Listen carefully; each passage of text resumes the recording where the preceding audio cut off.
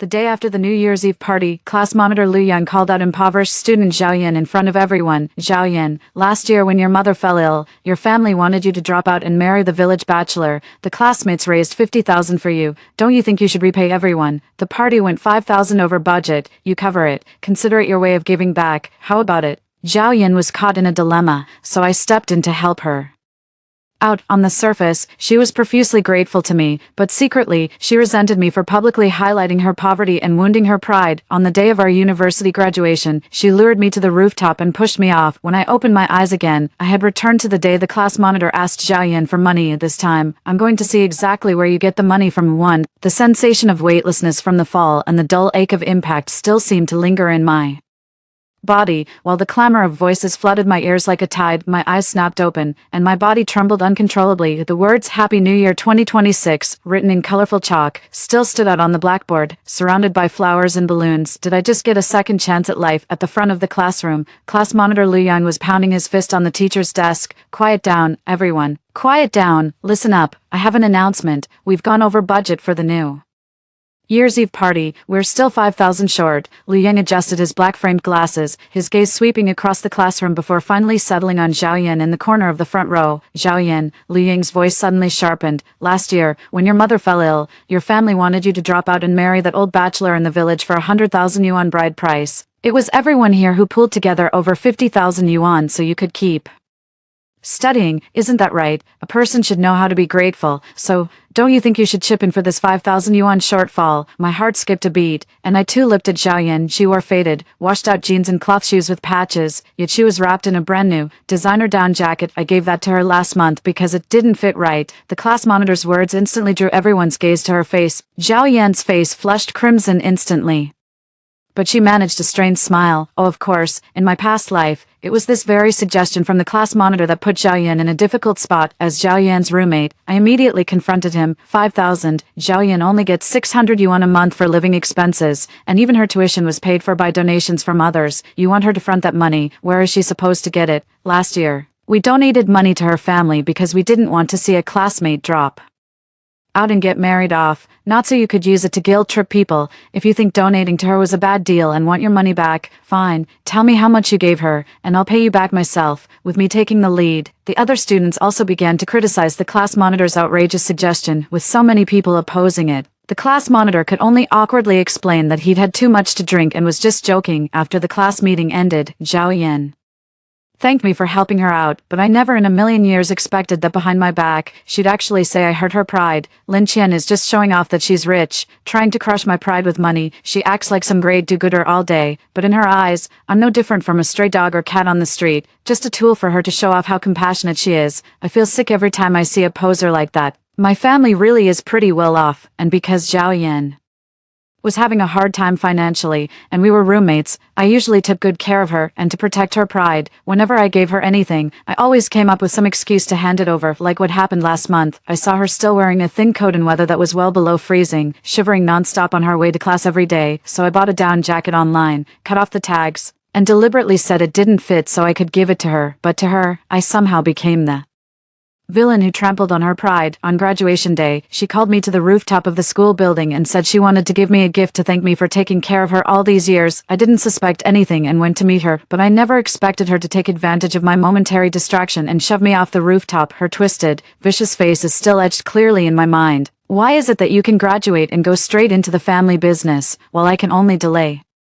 graduation, drop out, and get forced by my own family to marry for a bride price? Why, my life is already ruined anyway, and I'm not going to let you have it easy either. But to my surprise, heaven gave me another chance. This time, I wanted to see where she'd scrape together that 5,000 yuan too. As soon as the class monitor finished speaking, the classroom fell silent. One girl looked indignant and was about to say something, but the student next to her nudged her and shook her head, signaling her not to make a sound. Graduation was coming up, and there were a lot of odds and ends that needed the class monitor's help to handle. No one wanted to offend her on her account. Last time, it was because I spoke up first that someone else backed me up. This time, I kept my mouth shut, and naturally no one was willing to be the first to stick their neck out. Zhao Yan's face went from red to pale, her fingers twisting the hem of her clothes so hard it was almost painful. She turned to me.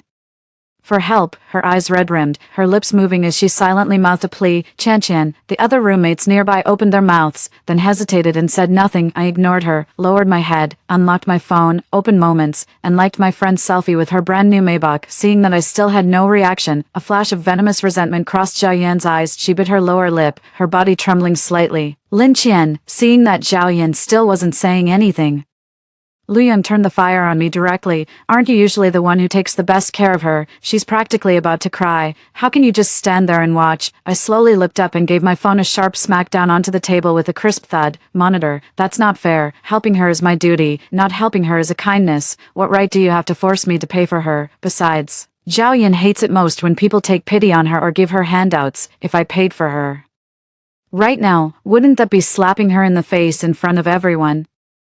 Basically calling her a beggar who can only rely on others. After I finished, I deliberately smiled at Zhao Yan. Right, Yan, I know you've got the most pride of anyone here, and you definitely wouldn't want me humiliating you at a time like this, would you? Zhao Yan's face went deathly pale in an instant, then flushed a livid shade of blue. She forced out a stiff smile. Of course, we're good friends. After all, seeing that, the class monitor's eyes darted as another idea struck him, and he spoke up again in a loud voice. Forget it, Zhao Yan is from a poor family, and I don't want to make things too hard for her. How about this, the extra 5,000, we'll all chip in and cover it together. Hearing that, the other students all showed a trace of anger, but none of them dared say a word. We'd already chipped in 100 yuan each for the New Year's party, and now there was an extra 5,000 yuan. So everyone had to put in another 100 who'd be willing to do that, but the class monitor called my name again right after that. Lin Qian, your family's well off, so you pay 4,000. The remaining 1,000 can be split among the rest of us. 3. I frowned and shot back without a hint of politeness. Why should I? My family may be well off, but that money was earned through my parents' hard work. Why should I be the one footing most of the bill just because you say so? Hard work, your family just lives off rent, doesn't it? The class monitor wore a smiling face, but every word was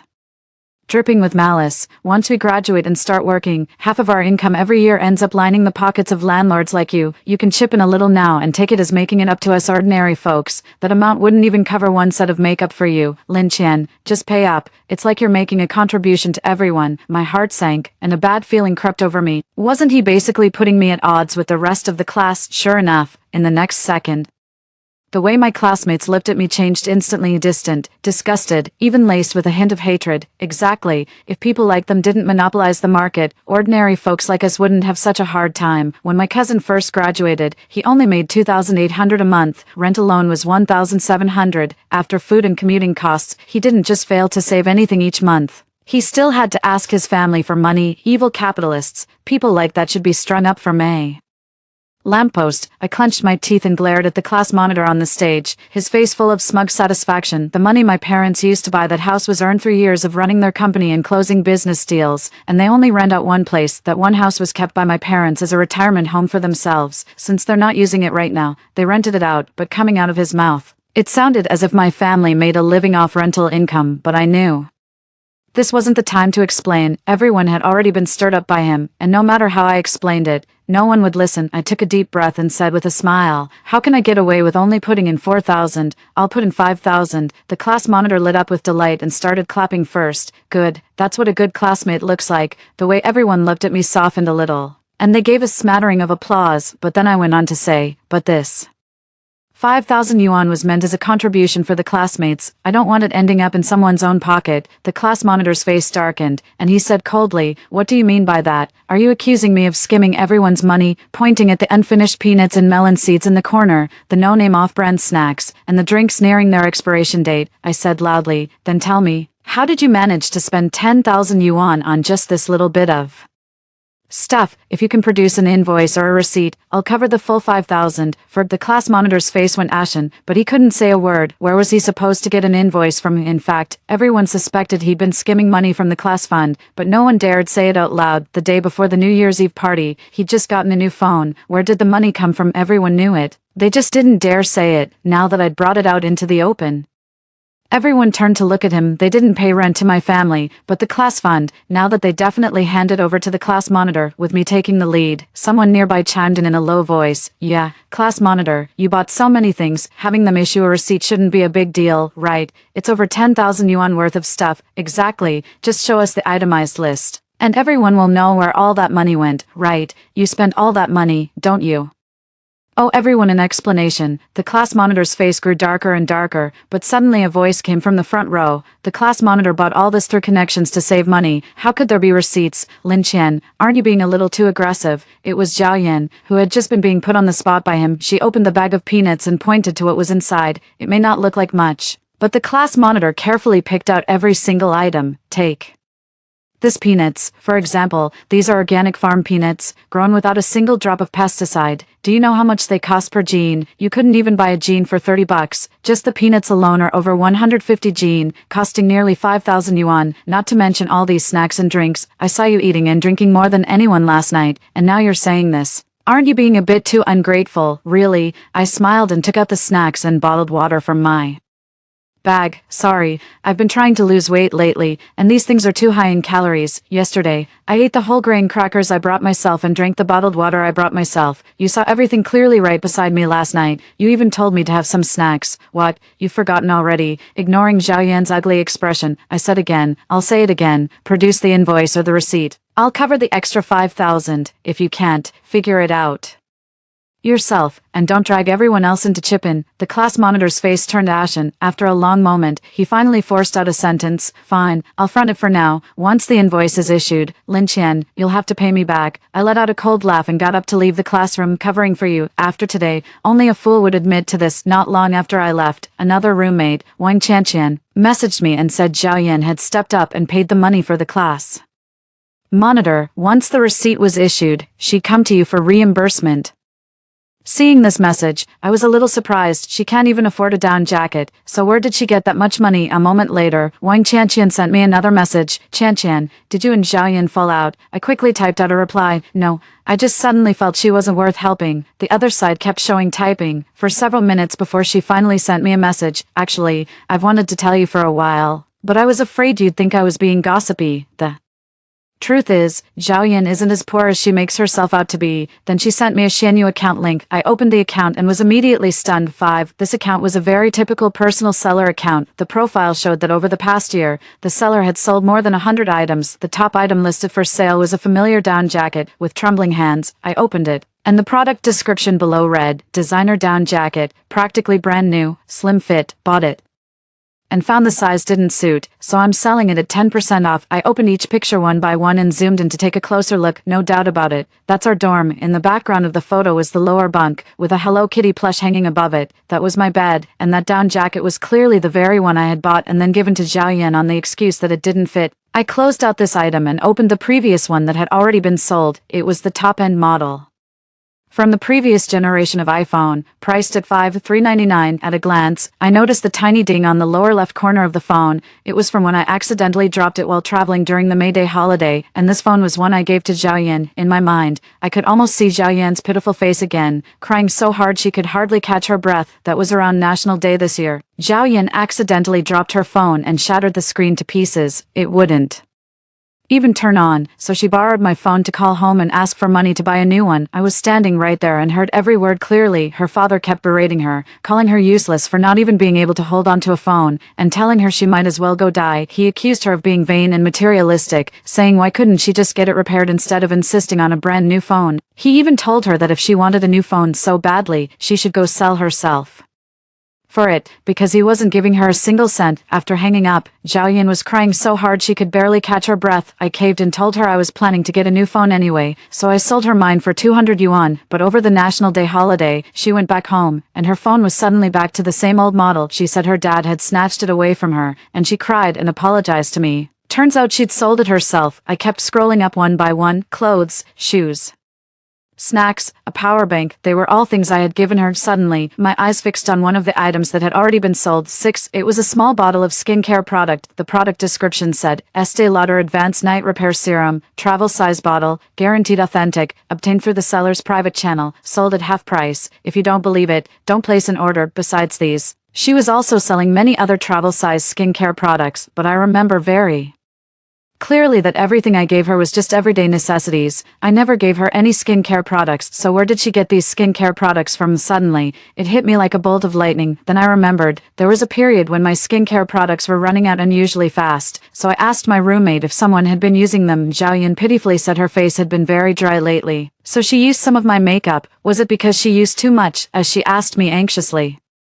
She pulled out her phone and said she'd pay me back. What I hated most was other people messing with my things, but seeing her like that, I softened and let it go. Could she have taken all my skincare products and sold them? A chill ran down my back. She was way too good at pretending in front of me, a person with such a deep, calculating mind. I didn't even realize her true colors until I died in my previous life. In this life, I'm determined to get away from her and change the fate of dying for nothing. I closed Shanyu and opened a rental app. That's right, I was planning to move out after learning what a malicious person Xiaoyan is. I didn't dare to stay in the same dorm with her any longer. Who knows if she'd get up in the middle of the night and try to strangle me. You can't use normal logic to figure out what a vicious, ungrateful snake like her is thinking. Soon after, I found an apartment I really liked. I took a cab over, checked the place out in person, and signed the lease on the spot. Then it was time to pack up my things. After leaving the apartment complex where I was renting, I was waiting for a ride when I suddenly saw the class monitor and Xiaoyan come out of a hotel not far away. I instinctively hid behind a nearby bus stop sign. Their voices were getting closer and closer. Why did Lin Qian suddenly change her tune and refuse to pay for you? I thought that was strange too. Normally, once she saw me playing the victim, she should have paid for me. Did you blow your cover? No way. She even bought me bubble tea yesterday. There's no way she's onto us. That's weird then. Forget it. You focus on getting the invoice first. Once you have it, I'll go get the money from her. Remember the deal. 2,000 for you, 3 for me. All right, I got it. You just keep her calm for now. Don't let her get suspicious. Their voices faded into the distance. But the weight in my heart only grew heavier. It wasn't just her. She had planned this all along. Even today's events were part of their scheme from the start. Looking back, it's ridiculous that in my previous life I even stood up for her and defended her. When I got back to the dorm, Xiaoyan still hadn't returned. I breathed a sigh of relief. To be honest, I'm actually a little afraid of being alone with her now. I'm terrified she might suddenly pull a knife on me from behind and stab me to death. In my mind, Xiaoyan was already a lunatic. Who wouldn't be afraid of a lunatic? I buried myself in packing my things. Halfway through, my hands suddenly stilled, staring at the jewelry pouch in my grasp. My brow furrowed tightly. The gold bracelet my mother gave me for my birthday this year was gone. That bracelet weighed a full 30 grams. At today's prices, it had to be worth at least 30,000 yuan. Suddenly, the sound of a door opening came from behind me. The bedroom door swung open, and Zhao Yan's voice rang out at my back. Qian, where have you been? I was looking for you for dinner, but you weren't around.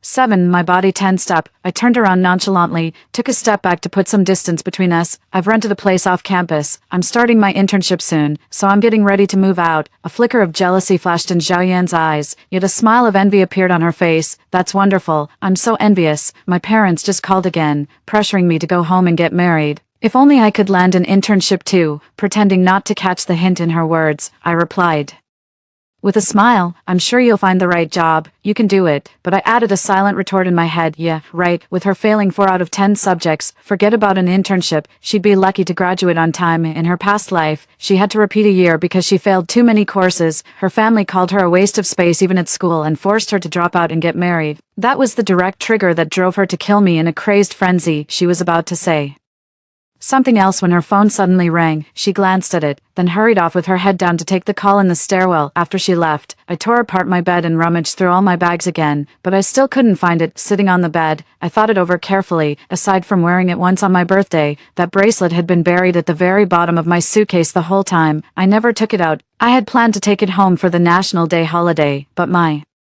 best friend invited me on a trip, so it got put on hold. It must have been stolen. I took out my phone and dialed the police right away. About 10 minutes later, the police arrived and started asking me for the details of what happened, which I provided one by one. Suddenly, Zhao Yan's startled cry came from the doorway. What's going on? Why are the police here? The moment I saw her, a thought struck me, and an uncontrollable suspicion formed in my mind. Did she steal the bracelet? I stared at her steadily. With the police present, I felt more confident. Xiaoyan, my bracelet is missing. Do you know anything about it? A flicker of panic flashed in Xiaoyan's eyes. Her voice suddenly rose to a sharp, accusing pitch as she turned on me. Lin Qian, what are you implying? You suspect me. I may be poor, but I have my pride. I would never stoop to such underhanded tricks. I know your family is wealthy, but that doesn't give you the right to falsely accuse me like this. The arrival of the Police had already drawn a crowd, and her outburst attracted even more onlookers. Seeing the situation, her eyes darted around. She then rushed into the dorm room, tore her bedding apart, and emptied the contents of her bag and suitcase onto the floor. Patched underwear and sheets, along with old-fashioned, out-of-date jackets, were laid bare for everyone to see. She turned her head, and her eyes immediately turned red. Lin Qian, are you satisfied now? You've made everyone see my humiliation and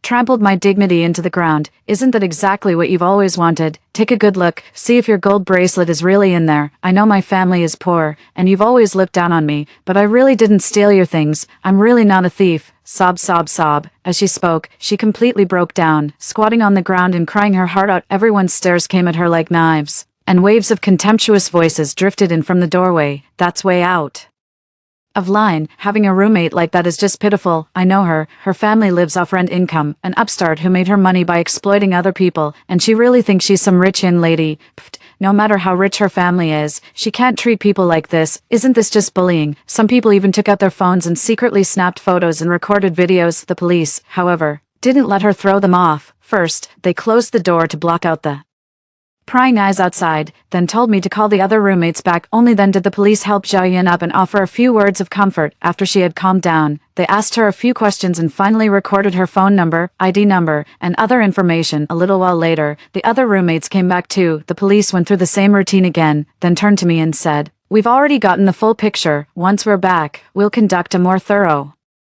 investigation. We should have an initial result in about a week." After the police left, the other two roommates asked me with concern what had happened. I briefly explained what had happened. Wang Qianqian and the others exchanged a subtle glance at Zhao Yan. Then each of them helped Zhao Yan and me pack up our things. After I finished packing up, Wang Qianqian helped me carry my stuff downstairs and even put it into the Hualala truck. After I set down the last box, I thanked her. Wang Qianqian looked at me and suddenly said, "I think she stole it too. Once, I saw her sneaking around in front of your locker, fiddling with your lock. As soon as she saw me come in, she pulled her hand back. I asked her what she was doing, and she said she felt a little dizzy and was just holding on for a moment. I didn't dare say anything back in the dorm, so tell the police later." After getting back to the rented place, Wang Qianqian and I sent a quick message to say we were safe, then started packing. I was halfway through packing when my phone suddenly buzzed. I picked it up and opened it. Someone in the class group had tagged me, followed by a shared link and a line of text. "Lin Qian, look, you're trending." I tapped the link, and my phone automatically jumped to Weibo. When I opened Weibo,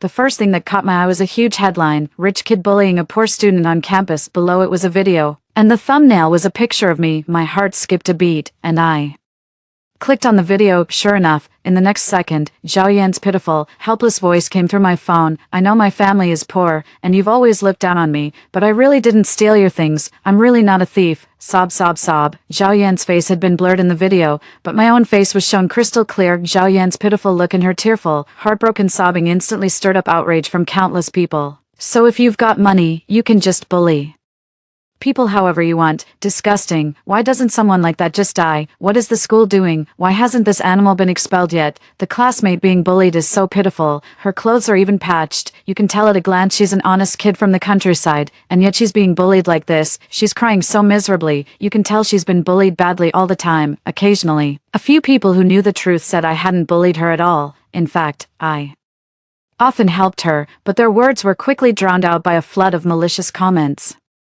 "Can the people whitewashing this just go die? This is blatant bullying, and you're still trying to whitewash it. Do you think we're blind? How can you make money like this and not feel guilty?" When I opened the class group chat, it was flooded with malicious comments too. I knew Lin Qian wasn't any good, so this is her true colors. Just look at how Zhao Yan is always being ordered around by her. You can tell rich people are rarely any good. Congratulations, Lin Qian, you've become a huge internet celebrity. Haha. A few of them even tagged me directly just to call me vicious. The class monitor, who should have stepped in right away to stop them and restore order to the group, was completely silent at this point, as if he were dead. Seeing those nasty comments, I was shaking with rage, but a few classmates I was closer with also sent me private messages to comfort me. "Qianqian, I believe you're not that kind of person. That's outrageous. Why don't they say that your bracelet was lost, and you only asked her one question, yet she still made such a scene. Zhao Yan is such an ungrateful ingrate. After all the care you've shown her all this time." Seeing their concerned messages, the anger and grievance in my heart finally eased a little. Taking a deep breath, I said nothing and left the group chat. Over the next few days, I took extended leave and stayed shut in at home. But online malice doesn't disappear just because you stop going out. It only gets worse. And before long, it even started spilling over into real life. I don't know who leaked my phone number. Countless abusive texts and threatening calls kept pouring in non-stop. My phone rang all day and night, and every time I opened it, there was another message filled with insults. I couldn't even use my phone anymore. It wasn't until I turned on spam text filtering and blocked unknown callers that my phone finally went back to normal. One weekend morning, the moment I opened my door, a foul stench hit me in the face. Looking down, I saw that the door and the floor had been splattered with feces and all kinds of trash on the surrounding walls. Someone had scrawled the words "bullies deserve to die" with their whole families in big red paint. Not long after, the landlord called too. "Sorry, but because of your online image, I've decided to take back the rental, and since the lease can't be renewed due to your personal conduct, your deposit will not be refunded. Please move out by today. Otherwise, I'll come in person to evict you." I didn't argue with him. I kept all the evidence, packed my things, and left. I never told anyone the exact address of the rental except Wang Chanqian. So how did people online find out where I live? Even the cargo driver only knew the neighborhood address. He had no idea which building I was in, let alone the exact apartment number. I believe Wang Chanqian wouldn't leak my address. Then who could it be? But now wasn't the time to settle the score with him. I found a hotel and checked in for a long stay under the odd stares of the front desk staff. After I finished packing everything up, I noticed there were several missed calls on my phone. When I called back, the other party answered right away. "Ms. Lin Qian, after our investigation and review of the transaction records, we have not found any abnormal financial activity in Zhao Yan's bank account for the time being. Part of her income came from wages for part-time work, and although another part came from second-hand platforms, our investigation shows that she has not sold any gold bangles on those platforms. We are still investigating. Please be patient and wait." 9. I froze. Wasn't it Zhao Yan who stole it? Then who is it? Could I really have misunderstood her? No, that can't be right. In my previous life, she really did push me down the stairs and kill me. She's pure evil, a total maniac. But being crazy doesn't necessarily make someone a thief, does it? Or did she give the bracelet to her family? You know, that didn't make sense either. Her family really did favor boys over girls, and they really did beat and scold her at the drop of a hat. What happened when she graduated in her previous life had already proven that she probably wouldn't give such a large sum of money to her family. So where did the bracelet go? She didn't sell it, but melted it down. But the police shouldn't have missed such an obvious clue. My mind was in a mess. I didn't even know when the call had ended. Suddenly it hit me. I grabbed the phone and dialed back. "Officer, I've just remembered someone. You might want to look into him." After saying that, I gave them a name. After taking it down, the other person promised to investigate as soon as possible and then hung up. As soon as I hung up, Wang Chanqian's call came in. I froze for a moment, then instinctively tapped to answer. "Chanqian, this is bad. Check Weibo now. Zhao Yan has posted a video response, and she says she's going to sue you." I hurriedly opened Weibo, and sure enough, a new trending topic caught my eye. "Bullied student from a poor family speaks out." Beneath it was also a video, but this time, the thumbnail had been changed to Zhao Yan's face. When the video started playing, Zhao Yan was wearing a wrinkled coat and a plain pair of black-rimmed glasses. Before she even said a word, she bowed to the camera first. "Thank you all for speaking up for me during this time. You've reminded me that there is still warmth in this world, and still kindness. Thank you, everyone." She bowed again before continuing. "A while ago, a classmate falsely accused me of stealing her gold bracelet. I didn't respond because I wanted to wait until the police cleared my name before saying anything. Just this morning, the police called me. This is the recording of that call." She took out a phone with a shattered screen and tapped it. "Ms. Zhao Yan, after our investigation, we found no unusual spending in your account. We apologize for the inconvenience caused to you over the past few days and ask for your understanding." After turning off the phone, Zhao Yan looked back at the camera. "Since I've already proven my innocence, Lin Qian, I hope you can face up to your mistake and apologize to me. Otherwise, I'll have no choice but to use the law to defend my dignity." The comments below were, unsurprisingly, all praising her. "That's amazing, sis. No drama, no fuss. Just waiting for the police to clear your name. Now that's real class. Doesn't go looking for trouble, but isn't afraid of it either. She's basically the perfect modern woman. Lin Qian, get out here and apologize. Support taking this all the way. People who spread rumors and frame others should pay the price." I glanced at it, then closed Weibo. Wait a little longer. Just a little longer. 2 days later, around 4 or 5 in the afternoon, the police called me again. As soon as I answered, an excited voice came through the line. "Ms. Lin, good news. We found the thief. You were right. It really was him. Half an hour later, after hanging up with the police, I opened Weibo and posted a message. Hello, everyone, I'm Lin Qian, the Lin Qian who bullied a student from a poor family. At 8 o'clock tonight, I'll explain everything clearly and exactly in the live stream. Don't miss it. A live stream link was attached below. After posting it, I bought myself a trending topic. Sure enough, the post blew up instantly. Countless people flooded into the comments on Weibo to insult and mock me, but I didn't even glance at them. I went out to the police station, got the relevant documents, and then started organizing the materials I would need that evening. The sky outside was gradually growing dark. I glanced at the time. It was 7:43. I got up and stretched for a bit, then sat down at the computer and opened the live stream. The moment the live stream went live, thousands of people poured in, and filthy abuse instantly flooded the comments and chat. Die, you bullying bastard, you're even leeching off this hype. You really have no shame at all. Only someone with just one page in their household register could be this bold. I didn't check the comments or the live chat. Instead, I just started adjusting the equipment on my own. At exactly 8:00 p.m., I turned on the camera and gave everyone on screen a greeting. Hello, everyone, I'm Lin Qian. The live chat got even harsher, but I ignored them and held up the materials the police station had given me right up to the camera, showing them to everyone in the live stream. First, I have some good news for everyone. The person who stole my gold bracelet has been found. Sorry to disappoint you, but it was Zhaoyan who stole it. In other words, you've all been defending a thief this whole time. The barrage of comments paused for a split second, then came another flood of abuse. LMAO, do you really think photoshopping a document makes it real? Fun fact: forging an official seal is illegal. Forging the seal of a government agency is an even more serious offense. Before you lie, could you at least go check Zhaoyan's live stream? She's perfectly fine in her dorm. You say she's a thief, then why hasn't the police arrested her? I froze. Zhaoyan is live streaming too. The next second, a streamer named the bullied poor student requested to connect. I clicked accept, the screen flickered, and Zhaoyan's face appeared on it. As soon as the connection went through, Zhaoyan's voice came through. Lin Qian, I never expected that not only would you falsely accuse me of stealing, but now, just to clear your own name, you'd even dare to forge police station documents to frame me. For the sake of being classmates, I originally didn't want to make a scene, but now I've decided, I'm suing you. I'm going to use the law to protect my legitimate rights and interests. The vibe in her chat was completely the opposite of mine, filled with praise like you're amazing, baby, and the streamer is so kind.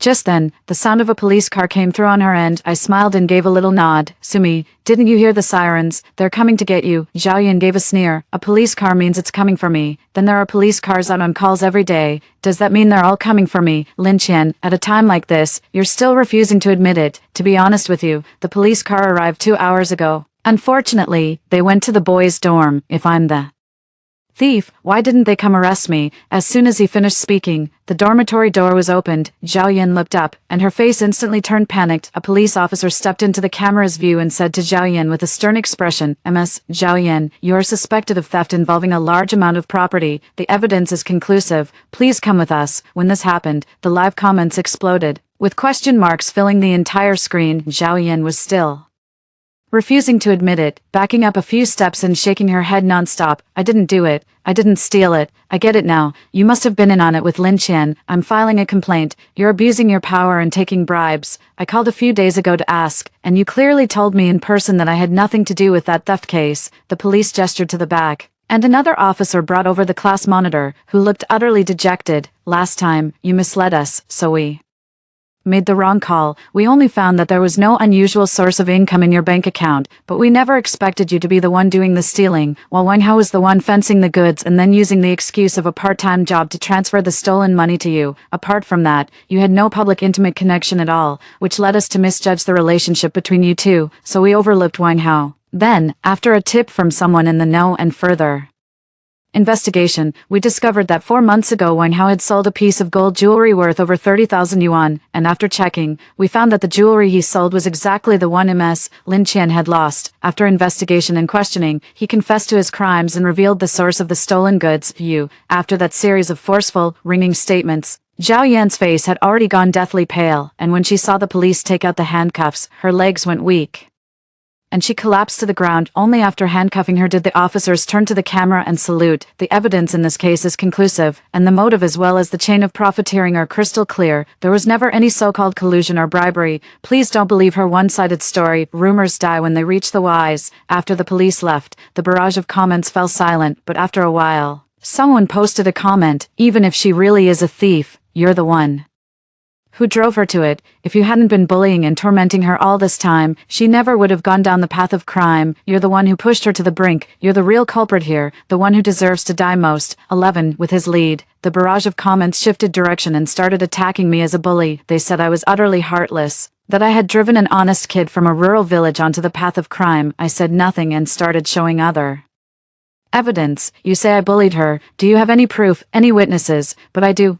I first took out a few photos and held them up to the camera. These are my phone purchase records, plus the photo I sent my friend to vend after I dropped my phone, and this is Zhao Yan's Xinyu account, along with the listing record for my phone. This dent proves that the phone she sold was mine, so why was my phone in her hands? Because she lied to me and said her phone had been shattered, her family not only refused to buy her a new one, they also scolded her.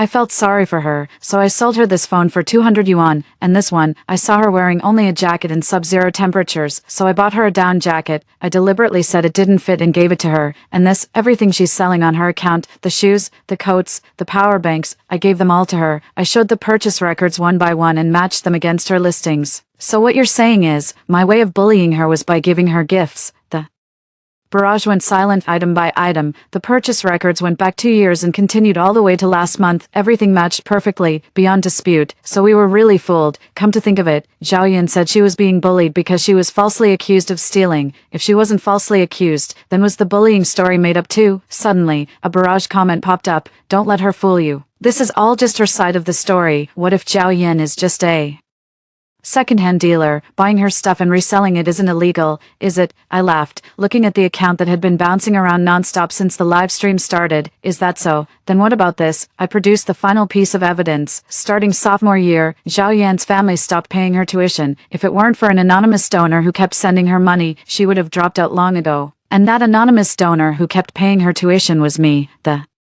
documents I took out made everything crystal clear. The donation certificates and receipts were all there, along with the signatures of her counselor and the school leaders, and the school's official seal stamped on top. At this point, the live stream chat had no more doubts, so that means Lin Qin not only never bullied Zhao Yan, but also secretly donated money to help her get through college, and even took care of her all along. What kind of angel classmate is this, now that I look at it? Zhao Yan is the real ungrateful one. Not only is she unappreciative, she even tricked her into selling her things for profit, and even stole her gold bracelet. We've all been fooled by her. I'm sorry. I apologize. I shouldn't have insulted you. Apology after apology flooded the screen. Seeing the endless stream of sorries, my eyes stung, and the grievances I'd been holding back for days suddenly burst into tears. A moment later, I composed myself and looked straight into the camera with a serious expression. Most people were misled and deceived, and I don't blame you, but a few accounts are clearly being paid. They've been attacking me non-stop, day and night. As for my personal information being leaked, I will pursue that to the very end. I've already submitted the evidence I've collected to law enforcement and hired a lawyer. I will get justice for this. 12. After everything was settled, I went back to school to prepare for my final exams. I didn't rejoin the class group chat. If anything comes up, I ask Wang Qianqian to pass it on. Those so-called classmates knew full well how much I had lived after Zhao Yan, yet they still hurled insults at me just because of her one-sided story. Whether they were resentful of the rich or whatever the reason, I wanted nothing more to do with them. 2 days later, the first person to call and apologize was on the phone. It was the landlord. I'm sorry. I shouldn't have leaked your address without permission just to chase traffic.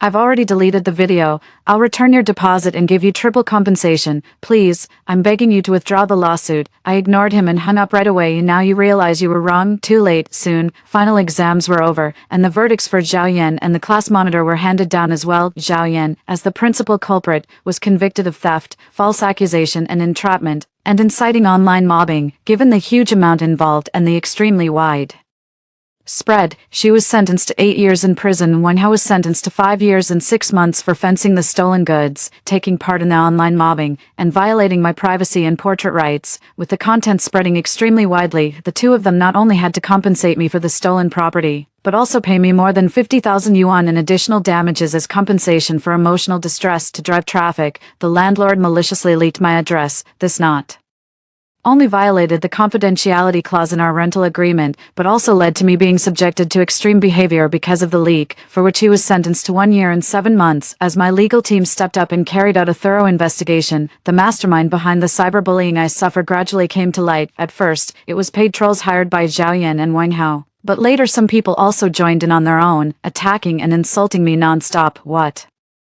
Surprised me most was that several classmates in my class actually took part in the online abuse against me. I had no interest in speculating about what they were thinking. I simply had my lawyer file lawsuits against them one by one, and they paid the price they deserved. Some were sentenced, some detained, and some fined. Soon, the final semester came to an end, and I graduated successfully. After graduation, I didn't join my family's company. Instead, Wang Qianqian and I started a studio and built a business from the ground up. 5 years later, our studio had grown bigger and bigger, and we had set up our own company, gaining a bit of a name in the industry. During a team-building trip, we ran into Zhaoyan. She had one child on her back and another in her arms, and was selling fruit from a roadside stall. She looked so worn down. At only 27 or 28, she seemed to be in her 40s. Her messy hair had already started to turn white, her face was dull and sallow, and the backs of her hands were rough like the bark of a dead tree. Behind her was a man in his 40s or 50s, sitting at a small table drinking. The cheap smell of alcohol stung my nose, and I couldn't help sneezing. "Boss, buy some fruit. If it's not sweet, then don't." Zhaoyan instinctively looked up to hawk her wares, and her eyes met mine head-on. She froze for a moment, then quickly lowered her head and continued in a hoarse voice, "No, no, if it's not sweet, it's free, boss. Give it a try." I ignored her, turned and walked away, bought more than 100 gene of assorted fruit from the stall next door, and told the owner to send it to the tour bus. Bang! A dull thud came from beside me. I turned around and saw the red-faced man viciously kicking Zhaoyan. She was lying on the ground, clutching her head tightly. "You useless piece of trash. You can't even sell fruit. You couldn't even hold on to such a big deal. What the hell are you good for? Damn it, if I hadn't taken you in. You useless criminal, you'd have starved to death on the street long ago." He kept cursing and kicking her. Zhaoyan's face was covered in blood, and little by little, her body went still, but the drunk man still kept kicking hard. Heedless of everything, I just glanced over, said nothing, and turned to get back in the car. The car pulled away, leaving Zhaoyan behind, farther and farther until she disappeared from view. A rotten bastard deserves to rot in the mud and die a miserable death. Story 2. I've been reborn, sent back to a time before I was even born. This time I've decided to choose different parents. That way, Mom wouldn't have her figure ruined from giving birth to me, and Dad wouldn't cheat on her just because she's no longer as pretty. In my past life, our neighbors Uncle Marcus and Aunt Camille always wanted a child but never managed to have one. Perfect. I'll go to his place, and everyone will be happy. Yet, why is it that without me, my former parents' lives have only gotten worse? Didn't Mom say I was a jinx? 1. In my past life, I only made it to 17. Before I jumped from a tall building, ending my young life. For as long as I can remember, my mother has despised me, always hitting or yelling at me. She always said that I was the reason she became like this. She claimed that because of her pregnancy with me, she gained weight and became unattractive, couldn't fit into her pretty clothes anymore, which made my father stop coming home and find another woman. She said she stayed in the marriage because she was afraid a stepmother would mistreat me. After she gave birth to me, she claimed to have made enormous, tremendous sacrifices for my sake. She used to work at my father's company, but stopped working after they started dating. After marriage, she became a full-time homemaker, devoting herself entirely to the family. To be precise, I'd throw myself at my father because I was always under the nanny's care. But when I was 4, my father came home drunk one day and mistook the nanny, whose grandson was already 2 years old, for his mistress. Making flirtatious remarks. A few days later, that nanny was let go. My brief spell of happiness had come to an end. From that day on, my life became a living hell. I never had regular meals, let alone breakfast, because Mom prioritized her beauty sleep over everything else. She'd often pinch me, claiming I'd stolen her flawless complexion. My skin was as pale and delicate as hers in her youth. She blamed me for the age spots on her face and the ugly stretch marks on her stomach, saying they appeared right after I was born. When she's in a bad mood, she can't stand the sight of my youthful face. She'd yell at me and pinch me, but never on the face, always in hidden spots like my arms or upper thighs. It hurt so badly. The bruises would linger for ages, dark, purplish marks that looked terrifying. Today, Dad called to say he'd be away on a business trip for a few days. Mom swept all the freshly cooked dinner onto the floor and started screaming, "Business trip, my foot, who knows which floozy he's running around with this time." Her face was twisted in a snarl, her voice shrill, startling me as I stood by the table waiting for dinner. Scalding hot soup splashed onto my face, making me step back and wipe it off with my hand. It stung badly, and tears silently welled up in my eyes. "Stop crying, Sienna, this is all your fault, you jinx." Mom stormed over, yanked my hand away, and with a fierce swing, landed a hard slap across my face. The force sent me flying, and the back of my head slammed against the floor. My face burned with a stinging pain. I couldn't tell if it was from the heat or the blow. The tears I'd been holding back finally broke free, streaming down my cheeks. It was the first time she had ever hit me, and she'd done it right where everyone could see. She used to care so much about appearances, always playing the doting mother in front of others, even when she was furious. She'd only pinch me in places no one could see. All you do is cry. Because of you, I'm losing my husband in this family. I'm the one who should be crying. With that, she stormed back to her room and slammed the door shut. I lay on the floor, covering my face as silent tears fell. It took me a long while to finally push myself up and crawl over to the food scattered across the floor. It was past 9 p.m., and I was absolutely starving, but Mom insisted on waiting for Dad to come home before we could eat, no matter how late it got. In this situation, if I didn't find something to eat myself, I'd just have to go hungry. I picked up a relatively clean piece of meat with my fingers and stuffed it into my mouth. It tasted a bit off. Was it dirty? I quickly spat it out. The soy-colored meat was now stained with a bright red color. My mouth was bleeding. I realized it a moment too late. My whole face was numb, and I couldn't feel any pain at all, so I didn't even realize the skin was broken. I ran to the sink, wanting to rinse the taste of blood from my mouth with a cup of water, but I wasn't tall enough to reach it. I struggled to drag a stool over, climbed onto it, and finally managed to reach. When I looked in the mirror, I saw that the side of my face that had been hit was badly swollen, with a large red patch, finger marks, and most noticeably, a long scratch. It must have been scratched by Mom's freshly done long nails. After cleaning my mouth, I used an intact bowl to gather quite a few edible leftovers. I ate until I was full, then packed some in a bag and hid it for tomorrow's breakfast. There's plenty of food in the fridge, but I can't take any. Mom would scold me if she found out. All you do is eat and cry. You're completely useless. Nothing but trouble. This is her favorite insult to throw at me. After cleaning up the inedible food and broken dishes, I found it was already late at night from all the hustle, too. I turned off the lights in the house, went back to my room, and quickly fell asleep. Because when I'm asleep, the pain goes away. The next morning, I woke up early and ate the breakfast I'd hidden away the night before. Then I started reading the picture book that one of Dad's employees had given me. The woman was a very pretty lady, but Mom didn't like her. Out of the whole set of picture books, this was the only one left. Mom had thrown all the others away. Just as I was completely absorbed in the story, the door suddenly swung open. You won't be going to kindergarten for the next few days. I've asked your teacher for some time off. Mom barged in without knocking. She never had the habit of knocking when it came to me. I tried to hide my only picture book, but how could my little tricks escape her notice? She snatched it away, and in a few swift motions, the book was torn into shreds scattered on the floor. Oh, so you're still hiding this. Do you want to call that homewrecker your mom instead, you ungrateful little traitor? As she said this, she grabbed me by the collar and dug her fingers hard into my thigh. I didn't dare move a muscle, afraid that any resistance would only fuel her rage further. 3. And so the days dragged on, with me trapped in this living hell. When I started high school, my mother's attitude toward me suddenly softened. No more random beatings or harsh words. At home, she would dress me up, put makeup on me, and even dig out her old beautiful dresses for me to wear, making me look all pretty. I was overjoyed for a long time, thinking it was because of my good grades and getting into a top high school. But strangely, she would only dress me up when Dad came home. Perhaps she was starting to put effort into maintaining the family and marriage, wanting to show Dad her best side. Things at home were looking up. Dad started coming home more often, and I did my best to help Mom make the house feel warm and welcoming. Then one day, Mom pushed me into Dad's room where he lay drunk, telling me to take care of him. In that moment, I realized Mom was using me to keep Dad from leaving, and this was her method. Dad mistook me for Mom. I tried to escape, but Mom had locked the door.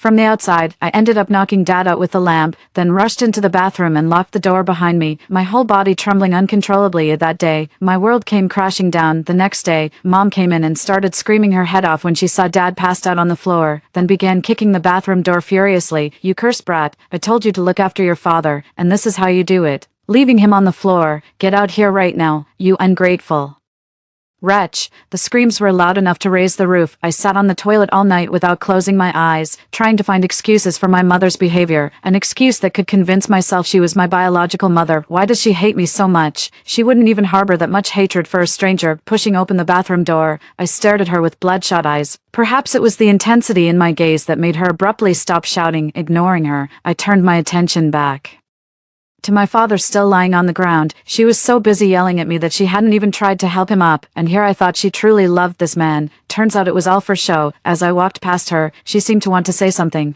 but whether it was my icy expression that stopped her, she never managed to get the words out. I stepped right over my father, and out of the corner of my eye, I saw his tightly shut eyes twitch. So he was awake after all. I couldn't help but smirk, with All that commotion, unless he was dead, there's no way he could have slept through it, whether he was actually drunk last night, only he knows for sure. After what happened, my mental state took a serious hit, my mind was tangled with too many unanswered questions, leaving me sleepless night after night. I felt stuck in a low mood, with no motivation to do anything. After a while, my grades took a nosedive. My teacher noticed something was off during our talk and decided to call my parents. When Mom got back, she finally had an excuse to vent her frustrations. Ever since Dad came home drunk that day, maybe he said something to her, she's been treating me like I'm invisible, acting as if I don't exist and completely ignoring me. She finally found an outlet for her pent-up emotions. Sienna, what's going on with you? Your academic performance has been the only thing you could ever pride yourself on since childhood. What are you trying to pull now? Do you want to become completely worthless? Who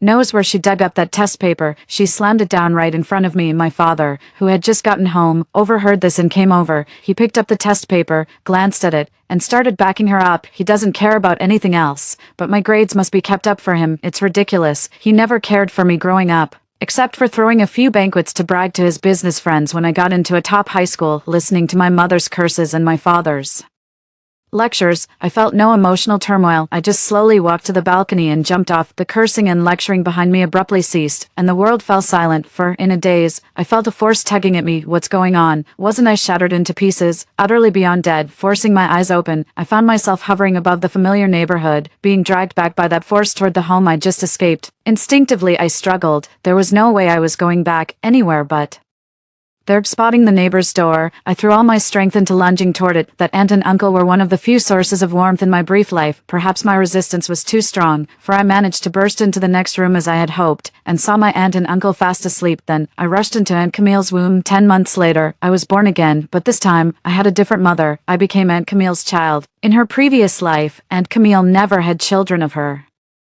own. Despite numerous medical checkups that showed no issues, even IVF treatments were unsuccessful. I've always thought that if Uncle Marcus and Aunt Camille had children, they would have been the most wonderful parents. Whenever she ran into me, Aunt Camille would always pull assorted candies and cookies from her pocket. When my mother was too busy catching my father cheating to come home, she would often take me to her place for meals. Uncle Marcus was an excellent cook. Every dish was absolutely delicious. He wouldn't constantly stay out late like Dad, nor would he drink excessively and come home vomiting nonstop. I absolutely detest having to clean up. In his free time, Uncle Marcus would also teach me some principles on how to conduct myself and interact with others. Back in middle school, for some unknown reason, a girl started rallying others to ostracize me. Back then, my mother's constant verbal and physical abuse left me with cripplingly low self-esteem, and I never dared to fight back. Uncle Marcus gave me a strategy: divide and conquer, chip away at them bit by bit. In the end, those girls actually wanted to be friends with me, saying I was really smart, but I didn't take them up on it. Uncle Marcus always said to focus my energy on what truly matters, and for me back then, that was my studies. But as I looked at this man clinging to me, covering me with kisses, the idealized image I had of him in my mind completely shattered. All that talk about his impressive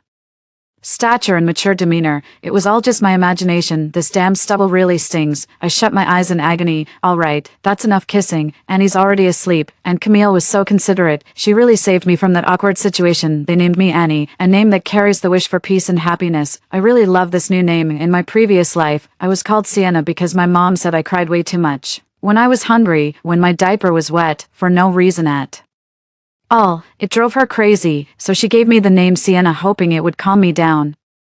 I was placed in my new mother's arms, listening to their warm, everyday chatter as I slowly drifted off to sleep. Half asleep, I overheard my new dad say he ran into my birth mother at the hospital. She seemed to be there for a checkup because she hadn't been able to get pregnant since getting married. Wait, that can't be right. Shouldn't she be relieved she's not pregnant? No pregnancy means no ruined figure or losing her looks. Isn't that a good thing? Why is she thinking about having a baby again? Whatever, I'm too tired to think about this. Children need plenty of sleep. It was a bright, sunny day. After being cooped up at home for months, Mom decided to take me downstairs for some sunshine. As we opened the door, we ran into our former neighbor. She looked utterly exhausted, with dark circles under her eyes. I know this state all too well. Every time she used to go out tailing my ex-father, she'd come back looking exactly like this, but this was back when I was in kindergarten. In the beginning, that scumbag ex-father of mine wasn't so brazen about it yet. Wait, that doesn't add up. The current version of Mom hasn't had children yet and hasn't let herself go, so there's no reason for that scumbag ex-father to cheat. Running into the neighbor, Mom greeted them warmly. The mother of the child who hit others was quite aloof, and her expression darkened even more when she saw me. The child is quite cute. she said with a perfunctory compliment. In my mother's eyes, I was naturally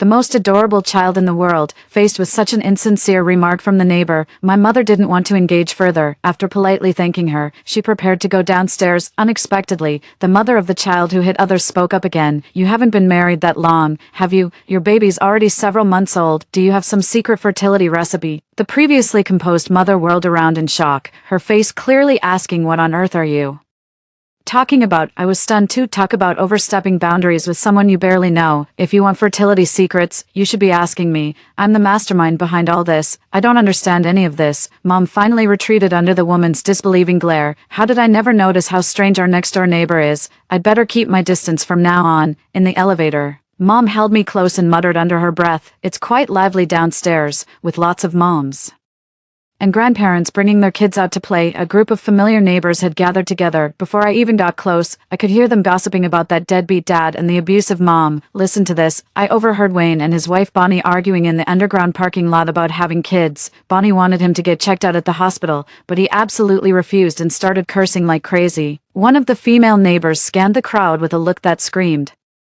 you all better be shocked. Another neighbor looked utterly stunned and spoke up hesitantly. Wayne, no way. Just the other day when we were out for dinner, I saw him shopping with a woman, and she was heavily pregnant. Her words left everyone at a loss for which bombshell to process first. Exchanging bewildered glances, my mother stood there holding me, frozen in place, unsure whether to step forward or quietly retreat and pretend she hadn't heard. Claire, long time no see, finally decided to come out. A sharp-eyed auntie noticed my mother and warmly came over to greet her. My mother's name is Claire, and she's a kind-hearted person. The interruption effectively ended our previous conversation, and everyone started teasing me instead. I already knew from my past life that my scumbag father would cheat, but I never expected him to father a secret love child in this lifetime. Maybe it happened in the previous life too, but no one ever found out. What I can't understand is why my abusive mother is so desperate to have another child, when she clearly despises me and hates all the aftereffects that come with childbirth. Can't figure it out. My eyes widened in surprise, making me look adorably clueless, which had all the aunties cooing over how cute I was. The atmosphere was wonderful, with such harmonious neighborly relations, something I never experienced in my past life. My mother was aloof and entirely devoted to my scumbag father, so she never had much interaction with the neighbors. I've always been rather insecure, practically invisible in our neighborhood. Whenever I saw someone, I'd just look down and mumble a greeting, with my long bangs always covering my face. I doubt most people even knew what I looked like.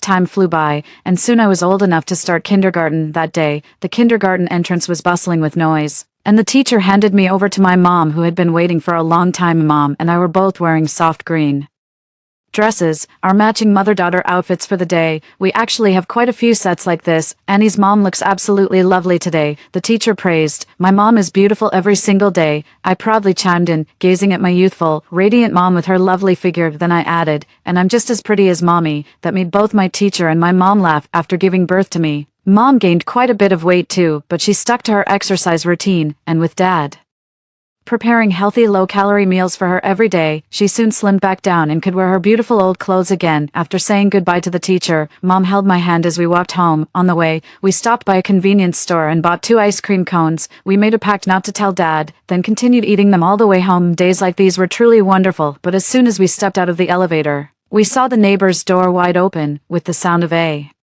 heated argument coming from inside. Divorce. Listen here, Wayne, I'm never going to agree to a divorce. Don't even think I'll step aside for that slut and your bastard child. I'd rather die than give up this house. The abusive mother screamed hysterically. Fine, go die. Die right now. You're like a dog in the manger, a woman who can't even bear children. What did I marry you for? Drop dead already, so I can bring Ellie and the others home immediately. The scumbag father's words dripped with malice, showing not an ounce of compassion for his lawfully wedded wife. Haha, Wayne, I can't have children. I've been getting checkups all these years. There's nothing wrong with me. Who knows if that bastard child of yours is even yours? For all we know, it could be old Wang's. Haha. The mother's unnerving laughter gave off the unsettling vibe of someone not quite right in the head. Bonnie, you're being unreasonable. Don't blame others for your own inability to have children, my deadbeat Dad stormed out, slamming the door with a dark scowl on his face.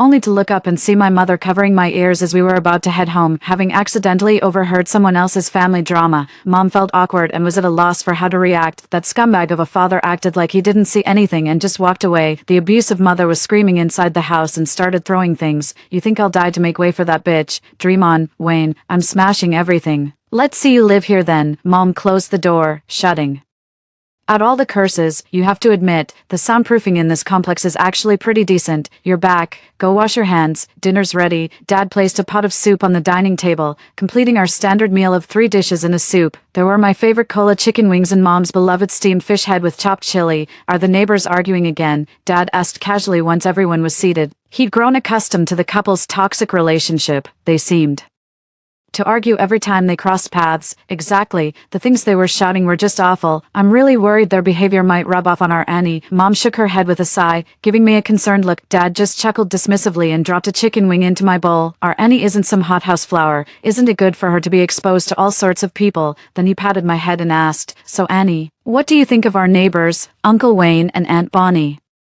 I paused mid-bite of my chicken wing, mumbling through a full mouth. They're all selfish people, whether in past lives or this one. They've never changed, seeing only themselves. Hearing my answer, Dad burst out laughing and shot Mom a triumphant look. See, my daughter's sharp as a tack. Exactly. I inherited all of this from you. Mom laughed along with me. After being reborn, I did everything in my power to get different parents. I thought they'd be better off without me, the root cause of all their troubles, but the reality was quite the opposite. Their lives actually got worse. Now it's even come to the point of divorce. That scumbag of a father went and had a love child outside the marriage, something that never happened in my previous life either, or maybe he did, but he just never brought the child home in my past life. Thinking of this, I couldn't help but let out a bitter laugh. It was probably because my academic performance back then was decent enough to give him some bragging rights in front of all those CEOs. You have to understand, those business leaders he worked with at the time were all pretty terrible when it came to raising their own kids. I only got into high school because they made generous donations to the school's development fund, saving me from being left without an education. My academic success made them deeply envy that scumbag's father, leading to increased business collaborations that boosted his company's growing prosperity. That's why no matter how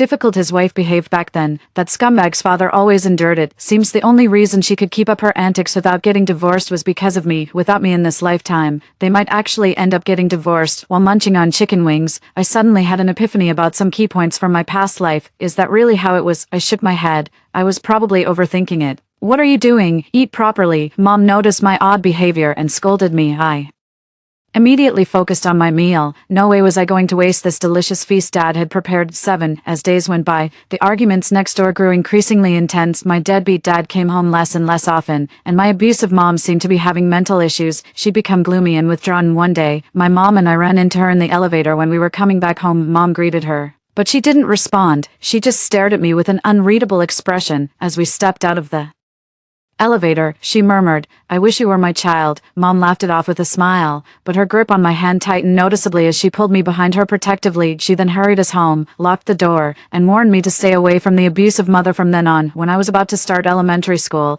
the police suddenly swarmed our neighborhood and arrested the abusive mother. Word later got out that the scumbag father's love child had been kidnapped and sold to human traffickers. Fortunately, the authorities acted swiftly. The police intercepted the human traffickers mid-transaction, rescuing not only the scumbag father's illegitimate child but also several other abducted children. The police conducted a thorough investigation and apprehended the kidnapper who had taken the illegitimate child. The culprit was spineless and spilled everything the moment they were caught. In just a few statements, the kidnapper laid out the whole story, claiming a benefactor had paid for the job, the very person who had assaulted the mother. Even more shockingly, the police learned she did all this simply because she didn't want to divorce the scumbag father. She believed that her scumbag husband was determined to divorce her because of this child. If the child were gone, none of this would have happened, so she wanted to make the child disappear to save her marriage. When Mom learned the whole story from someone else, she was stunned. She looked at Dad and asked in disbelief, doesn't she realize the biggest problem in their marriage is her husband? Any sane person would think so. Dad nodded in agreement. Exactly. Her husband cheated, kept a mistress, and even had a love child. Instead of gathering evidence to file for divorce, she ends up in jail herself. What on earth was she thinking? Mom was getting worked up. Wayne owns a company. He must be loaded. If she divorced him under these circumstances, she'd get a hefty settlement. With that kind of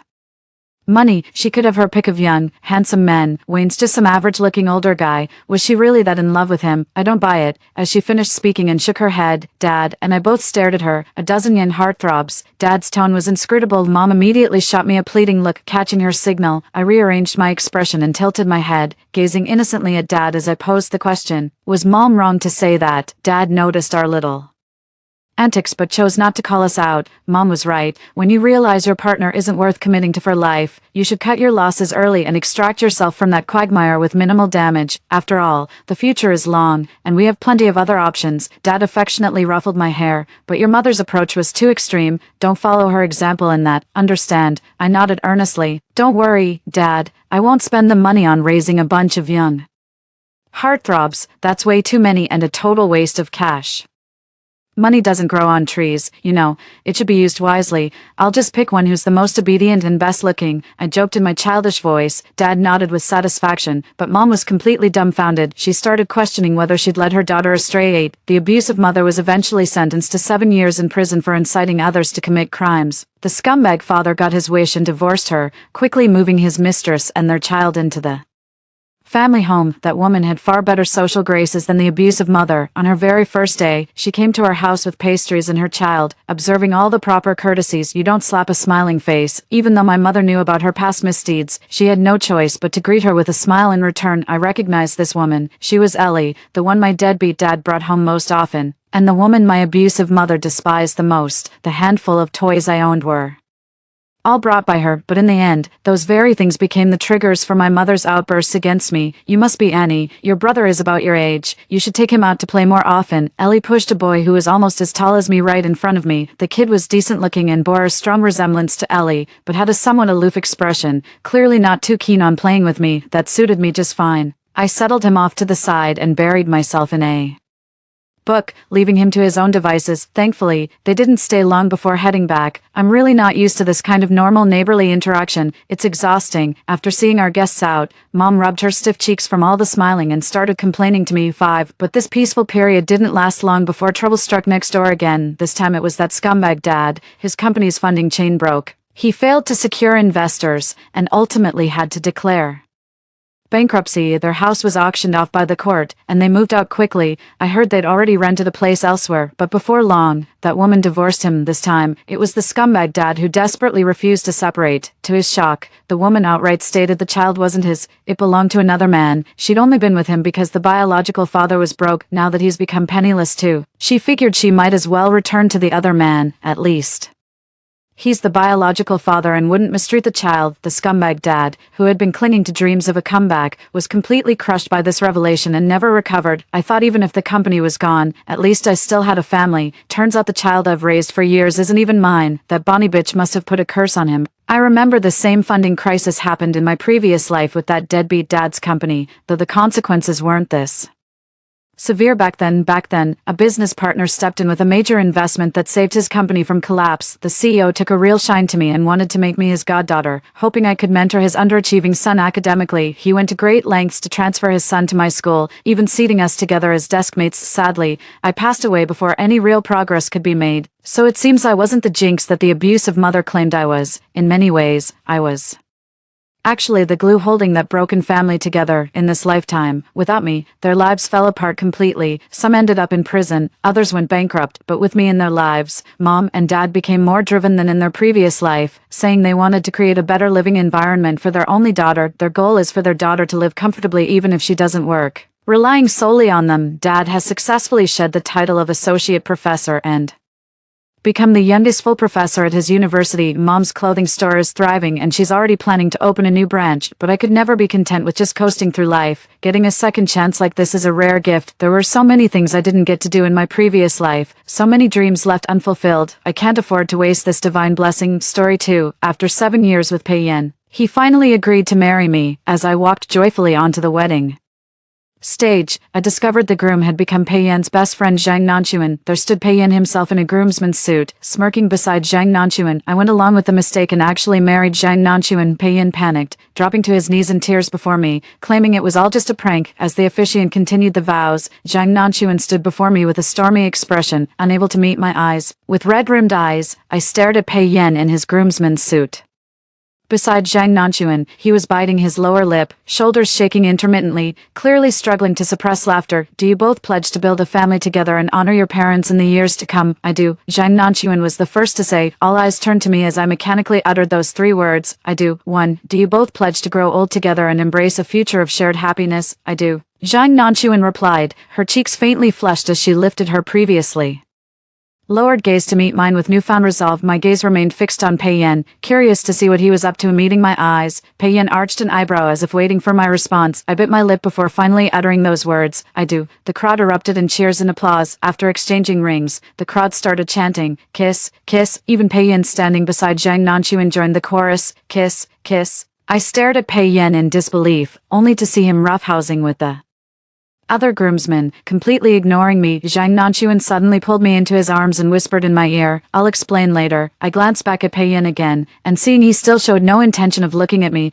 I angrily rose on tiptoes and kissed Zhang Nanchuan's lips. His eyes darkened as he suddenly cupped my head, deepening the kiss. The cheers below grew louder when Pei Yan, who'd been roughhousing nearby, suddenly turned and saw Zhang Nanchuan and me locked in that passionate embrace. He shoved the other groomsmen aside, stormed over, yanked me away, and roared, Teng Yuyu, what the hell are you doing? Everyone was stunned, watching the 3 of us with popcorn-worthy expressions. The nearby MC cleared his throat and stepped in with a smile to defuse the tension. The bouquet toss was abruptly cancelled as we hastily exited the stage. The moment we stepped off stage, Pei Yan punched Zhang Nanchuan in the face, shouting, I treated you like a brother, and you're after my woman. The other groomsmen rushed to break up the fight.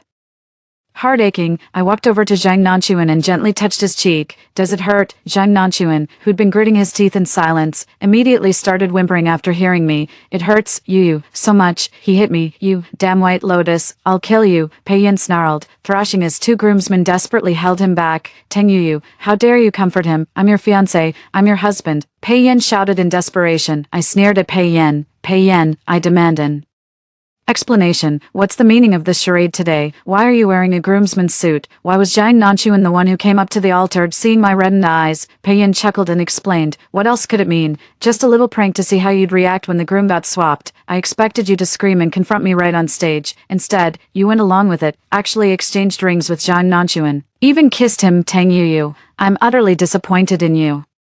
It's over between us, completely over. Don't you dare think I'll ever look back. Pei Yan shot me a devastated look, shook off the groomsman gripping his arms, and stormed out. In the past, I would have chased after him without hesitation, begging for forgiveness and admitting my mistakes, but today, my feet felt like lead weights. I just stood there, watching Pei Yan's figure fade into the distance, not a single impulse to run after him. What's the matter? If you don't go after him now, he'll really leave. Zhang Nanchuan wiped the blood from his lips as he walked up to me. I shook my head. The wedding isn't over yet. We still have the tea ceremony to attend to. By the time I changed into the toast dress, Zhang Nanchuan was already waiting outside. Seeing me emerge, Zhang Nanchuan hurried over to explain. Everything today was Pei Yan's idea. He said you were pushing too hard for marriage and wanted to teach you a lesson. No one dared to take his place on stage, so I stepped up voluntarily. I'm sorry, I shouldn't have joined him in that nonsense. I looked at him and said indifferently, whatever, it's not like it's the first time anyway. Too, Pei Yan and I had been together for 7 years, and all those years I'd been trailing behind him. Pei Yan never gave me a single gift,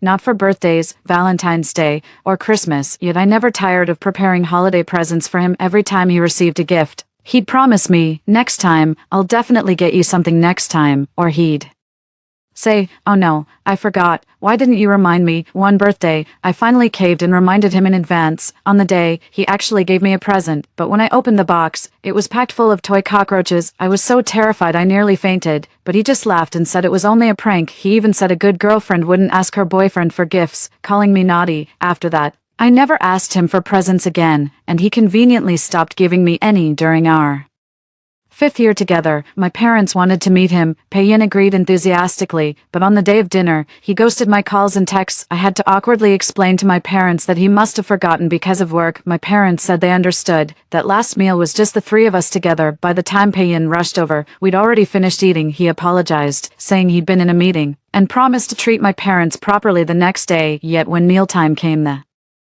Following day, I still couldn't reach him. Later he told me it was just a prank, he wasn't ready to meet my parents yet, hated feeling controlled, and had his own life plans. Pei-yin loved pulling pranks on me. We'd planned a trip together, but on departure day, some stranger showed up instead. The guy claimed Pei-yin had hired him to accompany his girlfriend on the vacation during an escape room date. Pei-yin swapped clothes with an NPC, while the staff member impersonated him. He scared me.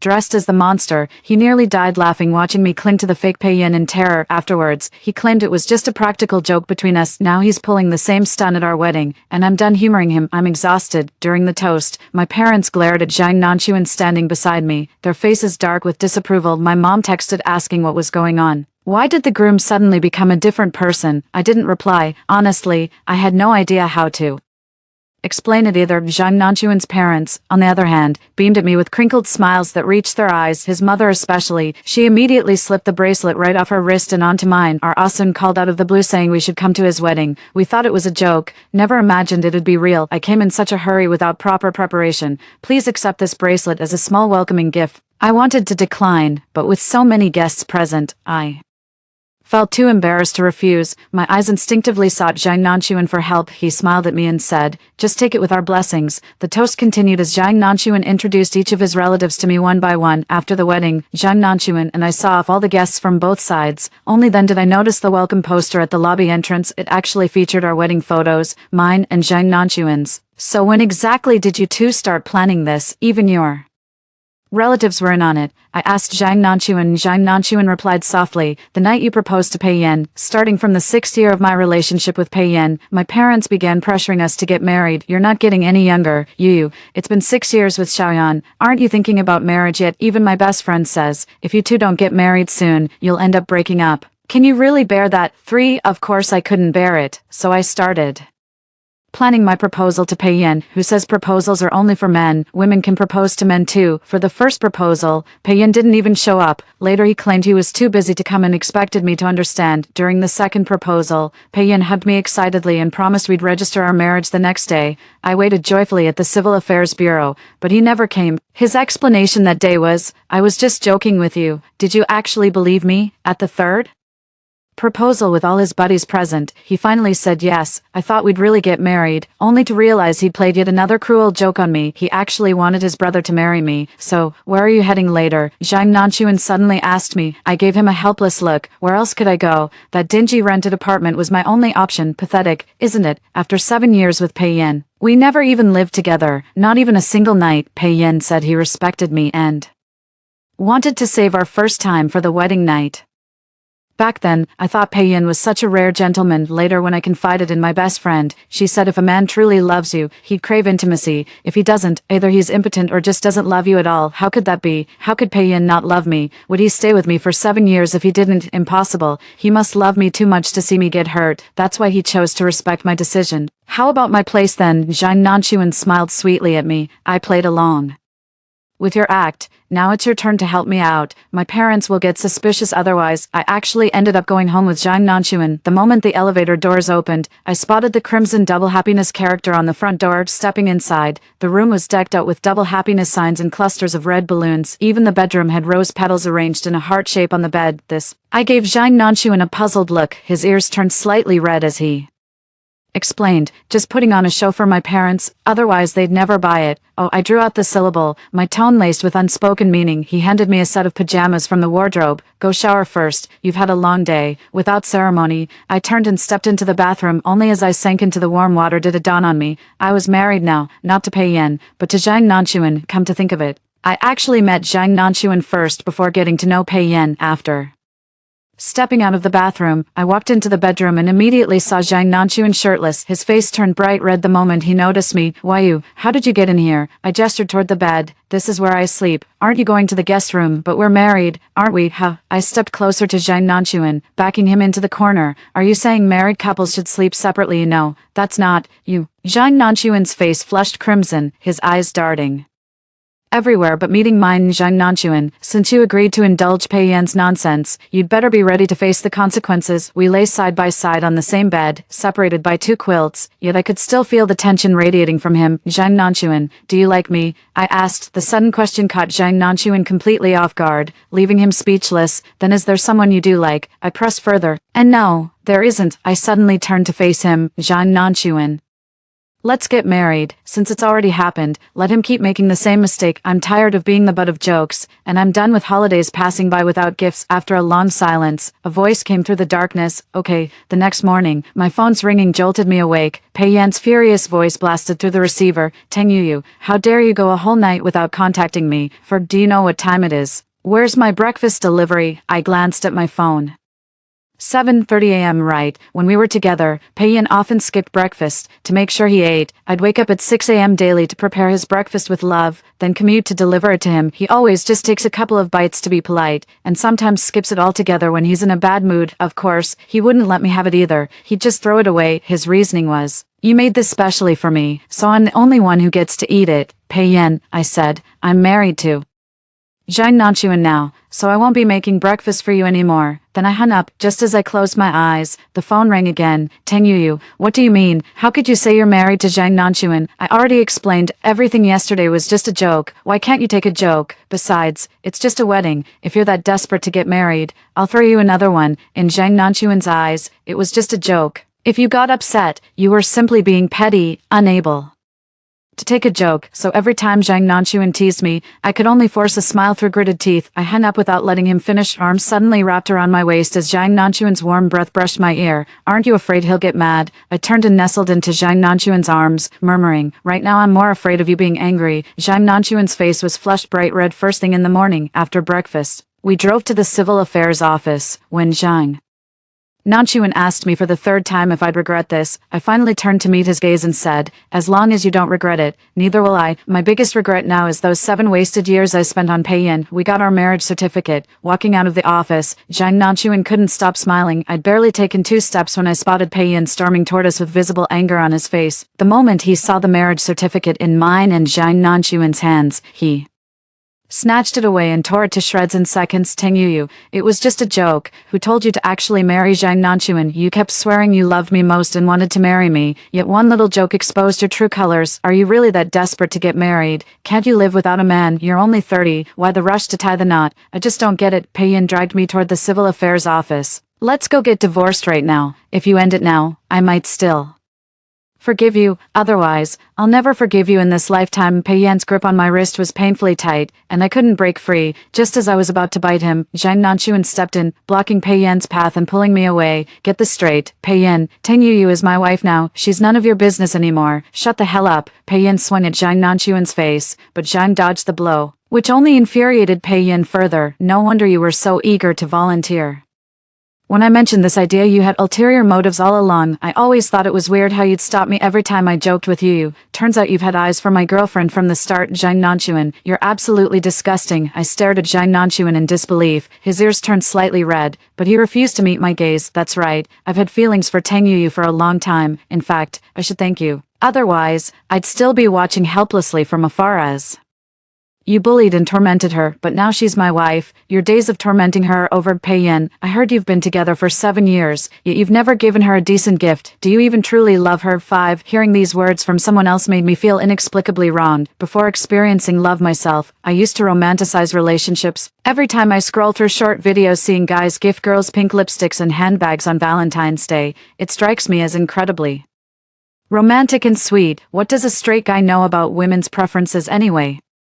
Yet Pei Yan never even gave me something as simple as a Barbie pink lipstick. Called out by Zhang Nanchuan, Pei Yan's expression darkened. He scoffed. Since Yuyu hasn't complained, who are you, an outsider, to comment? Listen up, Zhang Nanchuan. Tang Yuyu has only ever loved me. From the very beginning till now, she's been chasing after me for 7 years. There's no way in hell she'd ever like you, so just give it up already. Pei Yan turned to me again. Tang Yuyu, I'm giving you 1 day to divorce Zhang Nanchuan and come begging for my forgiveness, otherwise, I'll never marry you in this lifetime. Pei Yan stormed off, leaving Zhang Nanchuan and me staring at each other in stunned silence. The marriage certificate lay torn to pieces. Heart aching, I moved toward the scattered scraps to gather them, only to be stopped by Zhang Nanchuan. Perfect. Now we can't get divorced, he chuckled, reaching for me with outstretched hand. That night, Zhang Nanchuan surprised me with his uncharacteristic initiative. After the lights went out, he slipped from his quilt into mine, wrapping his arms around me from behind. Zhang Nanchuan, was everything you told Pei Yin today true? What do you mean? You've liked me for a long time, I said. Pei Yin pinned me down on the bed. Through a sliver of light, I saw the sincerity in his eyes as he asked, don't you believe me? How could I believe otherwise?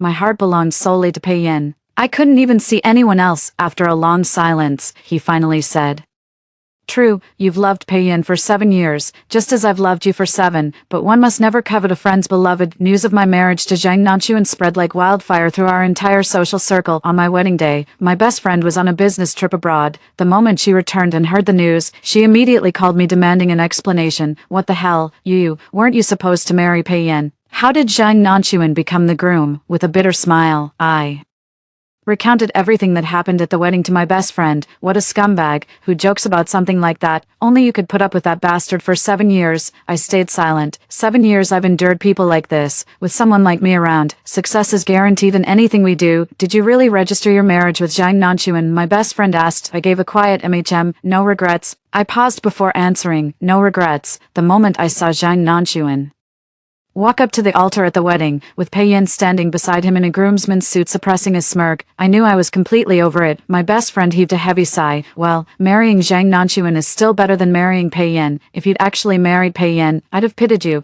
Our mutual friends with Pei Yin all started messaging me asking what happened. Many wedding guests knew about it, and some of Pei Yin's buddies outright accused Zhang Nanchuan of stealing his girl.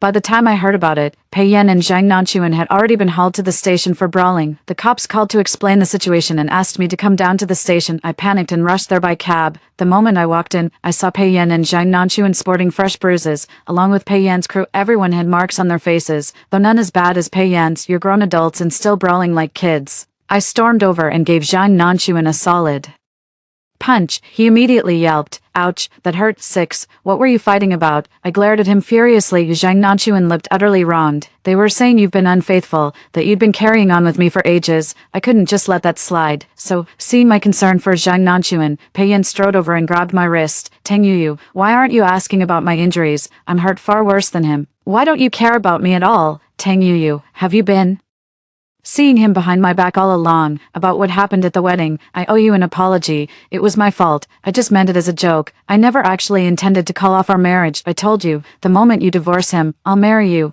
I couldn't care less that you'd be remarried. My word is my bond. I found it darkly amusing. Pei Yin, after all the jokes you've played on me, this one's my favorite by far. You've been joking at my expense for years. Now it's my turn, getting married to Zhang Nanchuan was just another prank. Funny, isn't it? I shouted at him. Do you think this is funny? The entire police station fell silent, with all eyes turning toward us. In 7 years of dating Pei Yin, I'd never raised my voice at him like this, not when he'd crossed the line with his jokes, not when he'd repeatedly trampled on my dignity. Never had I yelled at him like this. This was the first time. Pei Yin stood frozen in place, staring at me in stunned disbelief. In the end, he came to one conclusion. I was angry. Pei Yin gave a bitter smile.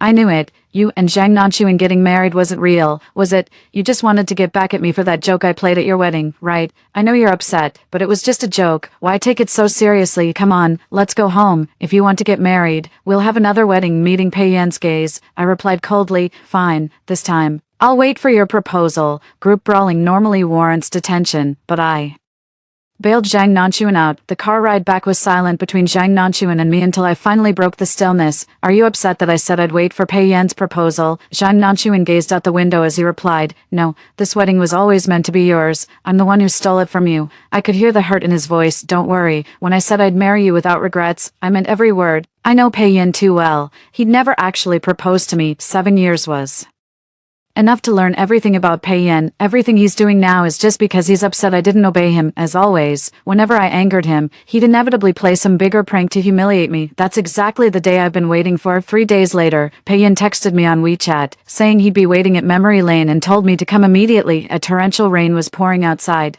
After glancing at the downpour through the window, I still grabbed an umbrella and stepped out.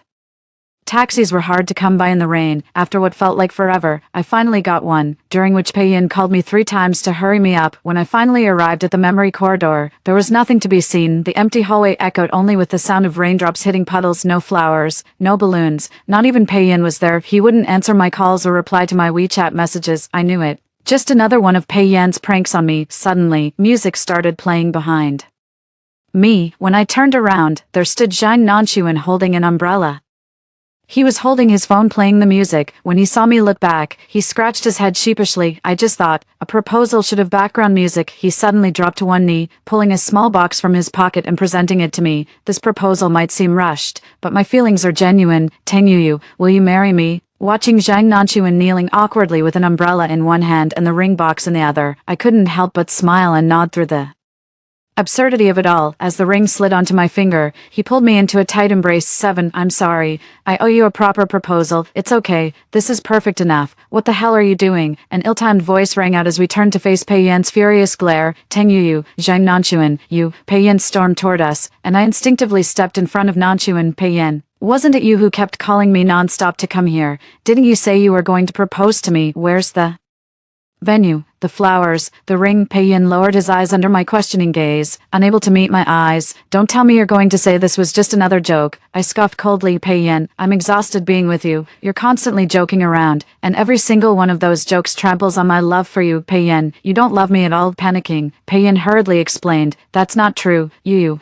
I do love you. If I didn't love you, why would I have stayed with you for 7 years? How could I respect everything about you if I didn't love you? You, I know I was wrong. I won't joke with you anymore. He hurried to the nearby trash bin, rummaged through it for a while, pulled out a crushed cola bottle, tore off the pull tab from it, and walked toward me with determined eyes. You, marry me. I'm completely serious. I looked at Pei-yin standing before me, fiddling with the pull tab from a soda can, then at the diamond ring on my finger, and suddenly burst out laughing. Those 7 years were truly wasted on a scoundrel. Zhang Nanchuan, let's go. I was leading Zhang Nanchuan away when Pei-yin called out, Tang Yuyu, are you really leaving with him? I didn't even turn back. Or what? Stay and keep watching your little performance. Wait, no, let me rephrase that. Keep watching you mess with me. I thought I'd made myself crystal clear. I really believed Pei-yin would stop bothering us after that. But starting that very day, he began showing up at my office every morning, with breakfast in hand, no less. The receptionist didn't know I was already married to Zhang Nanchuan. Watching Pei-yin bring me breakfast every day, her eyes sparkled with gossip. Yuyu, you're so lucky. Your boyfriend brings you breakfast every morning. Just throw it away. I said,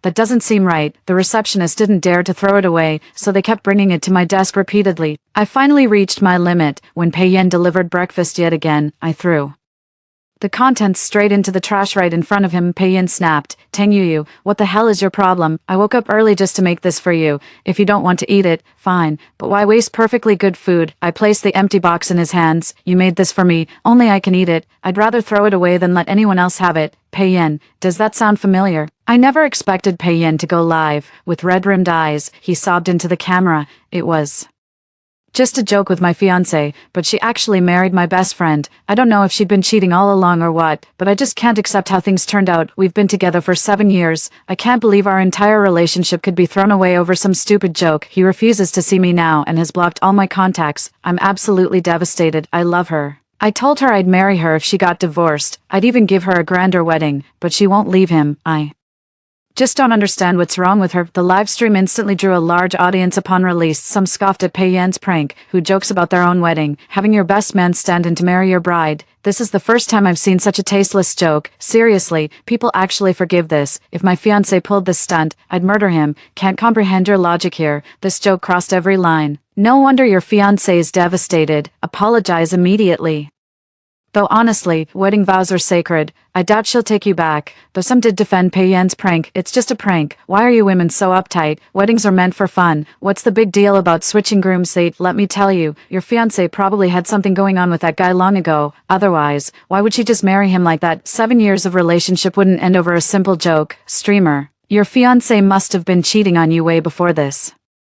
Am I the only one noticing the streamer doesn't mind her being divorced? I'd be grossed out. This guy's a true romantic warrior. The live stream went viral, pushing Pei-yin to the top of trending searches with hashtags like hashtag innocent love guy loses GF over a joke, hashtag 7 years down the drain because of a prank, and hashtag bro code violation. Zhang Nanchuan and I didn't go anywhere. Yet the blame landed squarely on us. My personal info got doxed and I was branded as a cheater. Zhang Nanquan's details were also leaked. Someone even photoshopped his ID photo into a funeral portrait. We both got laid off and ended up jobless at home. Pei Yin called me from someone else's number. Tang Yuyu, have you made up your mind? Divorce Pei Yin and I'll marry you. I swear on my word. Staring at Zhang Nanquan, it hit me. Even marriage couldn't free me from Pei Yin's grasp. I'm exhausted, utterly drained. Pei Yin, are you live streaming right now? I asked. Pei Yin looked puzzled. Why do you ask? Just checking. Are you live? Nope, I snatched Zhang Nanquan's phone and opened the livestream app, where the title read, "Will a pure love warrior really accept a divorced woman?" Thanks to the trending hype, viewers flooded into the livestream the moment it started. The comments were unanimously bashing me and Zhang Nanquan, calling us a trashy couple with no shame. I turned on speakerphone and said, "Pei Yin, repeat what you just said." Though puzzled, Pei Yin complied. "Divorce him and I'll marry you, I swear." "You're serious?" I asked, dead serious. Deal. Zhang Nanquan and I got divorced. We signed the divorce papers, and I moved back to my rented apartment from Zhang Nanquan's place. I go live every day, counting down the cooling off period during my streams. On the final day of the countdown, Zhang Nanquan and I walked out of the civil affairs office holding our divorce certificates. I went live again, holding up my divorce certificate to the camera. I'm divorced now. I only married Zhang Nanquan to spite Pei Yin in the first place, since he said he doesn't mind me being divorced and promised me a grand wedding. I'll wait for him, but Pei Yin stopped streaming altogether. I couldn't even reach him anymore. I streamed daily, pouring my heart out about how Pei Yin broke his promise. He swore he'd marry me, but now that I'm divorced, he's completely vanished. Netizens also thought Pei Yin was going back on his word, flooding his DMs with friendly reminders. Eventually overwhelmed by the harassment, Pei Yin went live to address the situation. He announced the wedding would be held in a week at the Royal Hotel, with 50 tables reserved, not just for family and friends, but also inviting netizens to witness our love story. He boasted about booking the most extravagant wedding gown, top-tier makeup artists, and a premium photography crew, promising this would be the most unforgettable day of my life. The comment section was flooded with praise, calling him such a devoted man. People speculated his recent absence must have been for preparing all these arrangements. There's no way anyone could pull this together in just 7 days otherwise. Throughout those 7 days, I kept streaming daily, gushing about how excited I was for our wedding day. On the 7th morning, I went live as my taxi headed to the Royal Hotel, only to be told there was no reservation under Pei Yin's name. Impossible. My fiancé specifically said he booked our wedding here. I feigned devastation, my face a mask of shocked disbelief. "Miss,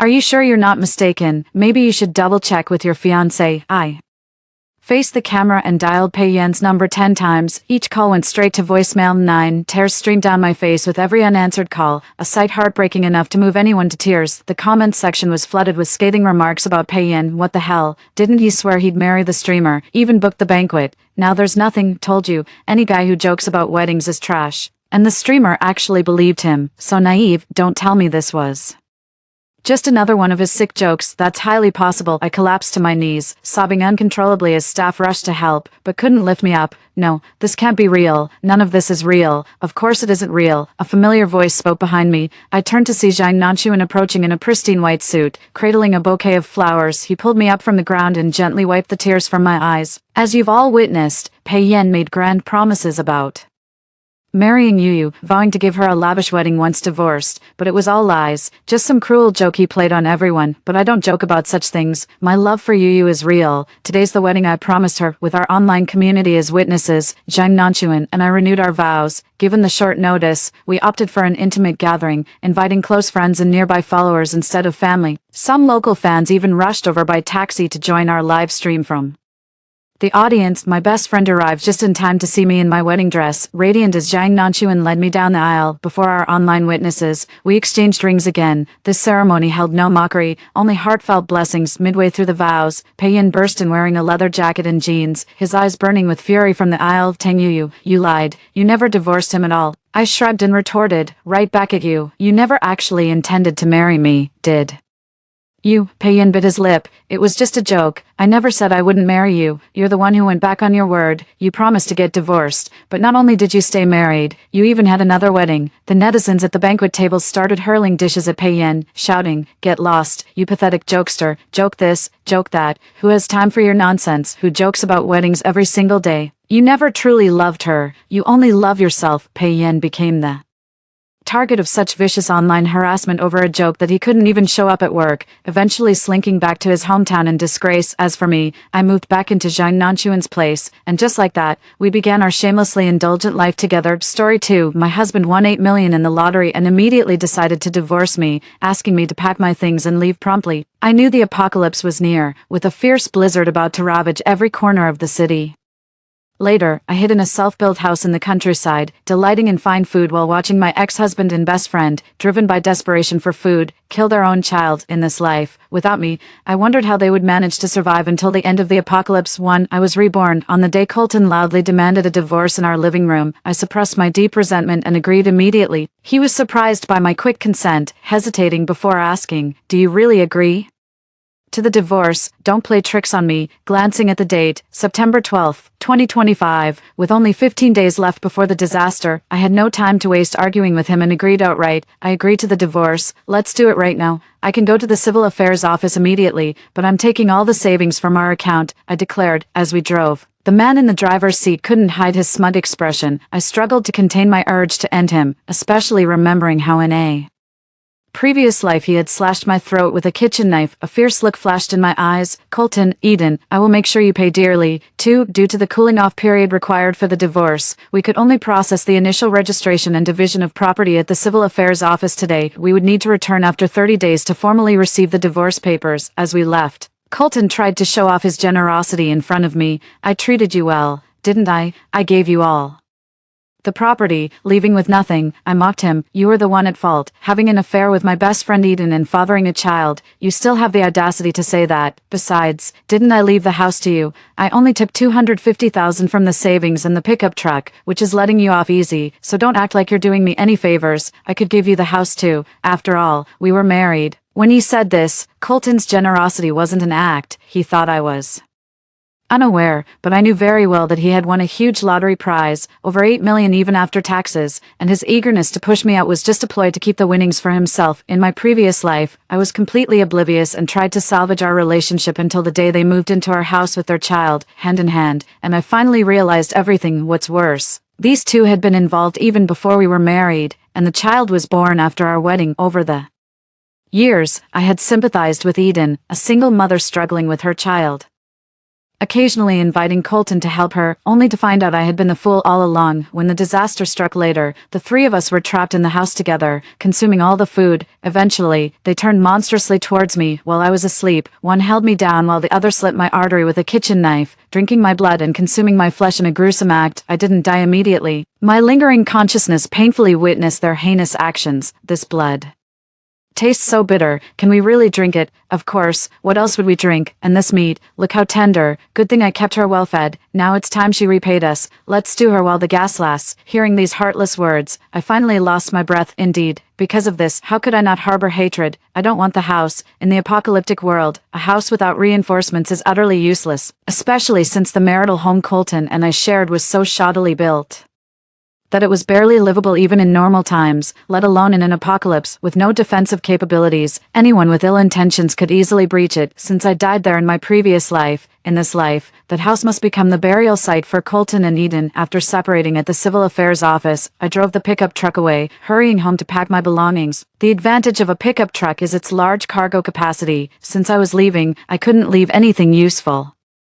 behind. I took all my dowry, every thick quilt, thin blanket, and all the beddings. I didn't leave behind any of Colton's warm clothes, nor my own clothes suitable for all seasons. From the kitchen, I packed all my favorite foods, snail rice noodles, instant Xinjiang fried rice noodles, leaving nothing behind. After I almost emptied the house, I installed hidden cameras in several discreet locations before stylishly making my exit. When I returned to the pickup truck and started it, I witnessed Colton, Eden, and their child returning to the house. They didn't stay long, just quickly grabbed a few items of clothing before leaving, unaware of anything unusual in the house. In my previous life, on the day we finalized our divorce, Colton immediately went to collect his lottery winnings, booked plane tickets on the spot, and took his mother and child on an overseas trip. They were gone for 15 days, and by the time they returned, they were caught by a severe cold snap. Previously, Colton had tricked me into picking them up from the airport. On the way back, because it was so cold, he stripped off my clothes while I was still driving and draped them over Eden and her child. His rough actions nearly caused an accident, and instead of blaming himself, he blamed me, forcing me to stop halfway and brutally beating me. Even their child, whom I treated as my own, took the opportunity to slap me. It's not that my heart is cruel, but they brought this upon themselves. Driving the pickup, I headed back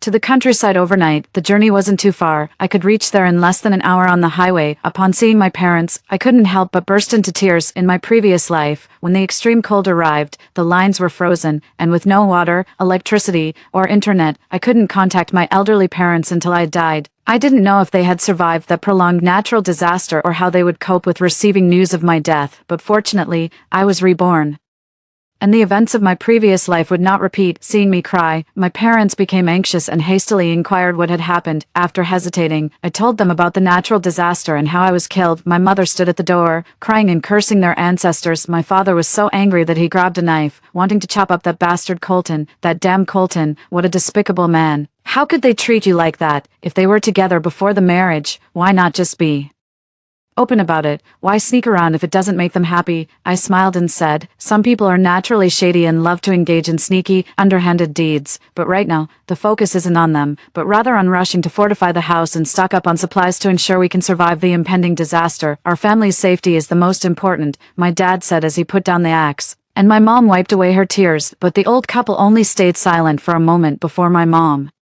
spoke up first. It seems like the house doesn't need much remodeling. It's newly built. When I was home before, I loved watching those short videos about apocalyptic disasters every day, so we spent a bit more money to install bulletproof glass and reinforce the burglary prevention netting. My dad added, the gate is double-layered, anti-theft grade. Even if an elite squad came, they wouldn't be able to break in quickly. Plus, your mom even had me electrify the fence, my mom said with a laugh.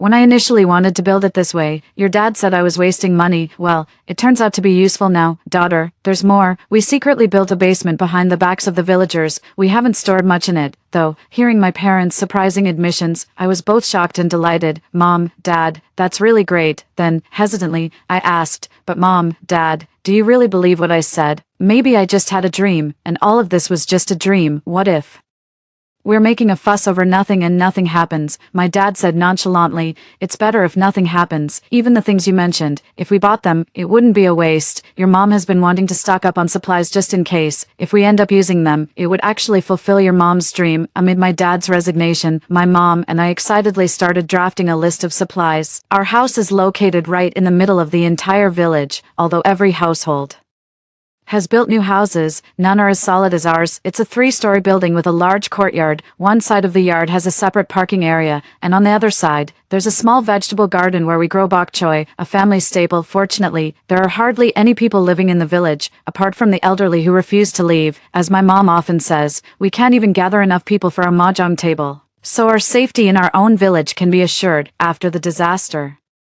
strikes, with the roads blocked by heavy snow and our village's remote location, people from other villages probably won't be able to come over. Coming back to the village is actually a good choice. The supply list, based on information available online, was quickly drafted. However, my parents suddenly seemed a bit troubled as they said to me, child, because the house is newly built and we invested a lot in it, we don't have much money on hand. After fiddling with her phone for a while, my mom sent me a transfer of 130,000 yuan. Mom, that's not a small amount. I have 250,000 yuan from my divorce, and I have about 100,000 yuan in savings myself. Altogether, that's almost 500,000 yuan. After saying this, I comforted the two elders. We're facing a natural disaster, not a zombie apocalypse. Natural disasters will eventually end. A year, 2 years, no matter how long. I believe the country won't abandon anyone. Once the initial phase is over, there will definitely be rescue operations for everyone. We just need to get through the initial phase, and everyone will be safe after that. Hearing me say this, my parents' anxious hearts finally settled down. My hometown is located next to City C, in a small county town called Xinqing. Although it has everything needed, buying a few items wouldn't raise suspicions, but buying a lot would be problematic. When it came to purchasing supplies, my dad immediately started analyzing with us. Heating equipment generally doesn't break easily, and we don't need to buy much of it. We can get that in our own county. As for food, it would be best to head to City C. While 500,000 might not seem like much, it can still buy a lot of stuff. Buying too much locally might draw unwanted attention. That's exactly what I was thinking. I plan to shop in City C because I believe there's a better selection of goods there. I'm also considering renting a warehouse halfway between the two cities. I'll store the goods there first and then slowly transport them back at night. To avoid drawing the villagers' attention, my parents appreciated my meticulous planning. Yes, even though everyone in our village is between 60 and 70 years old and we usually get along well, if it comes to an apocalypse, knowing we have supplies could cause resentment. Then, if people ask for some supplies or want to buy, would you sell to them or not? My dad lit a cigarette and after a few puffs, he seemed to agree with my mom. I see you've listed a lot of perishables like meat, fish, and shrimp.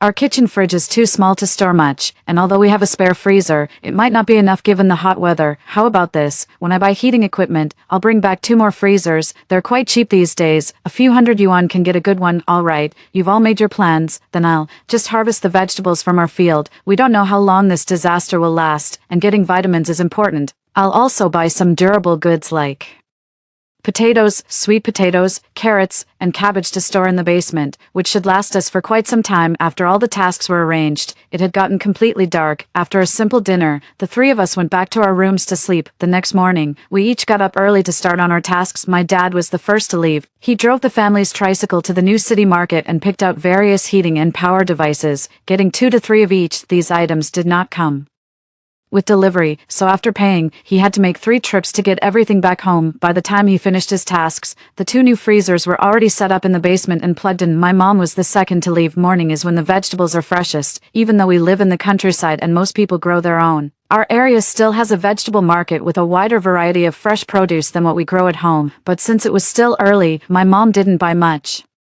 Just enough to gradually replenish our supplies each day. As for me, although I was already on the highway at 7 a.m., I was the last to leave, driving my pickup truck towards City C. I felt a bit frustrated. It seems I'm the laziest one in the family. At 7:48 a.m., I arrived at the fresh market on time. I carefully selected various types of fresh goods, buying 30 to 50 pounds of each type. Since I had to transport them myself, I could only bring them back to the village during the day. It took 2 days and 3 to 4 trips each day, but I managed to store everything in the freezers before they went bad. After dealing with the perishables, I rented a warehouse and then headed to the agricultural market. Our budget wasn't large, so our goal was clear: staple foods that we frequently eat and that are filling, staples, rice, flour, etc., 20 bags of each bag weighing 40 pounds, condiments, oil, salt, sugar, etc., 20 boxes of each, instant foods, instant noodles, canned meats, canned fruits, compressed biscuits, etc. These are essential goods with a long shelf life. I bought 30 boxes of each. Then came the indispensable tissues and sanitary pads, enough for over a year's supply for our family. Finally, the water. I bought 10,000 bottles of 500 milliliters water. This amount of water should be enough for a family of 3. It wasn't nearly enough, but at that point, I was running low on money. After some thought, I decided it might be wiser to invest the remaining money in water storage equipment while the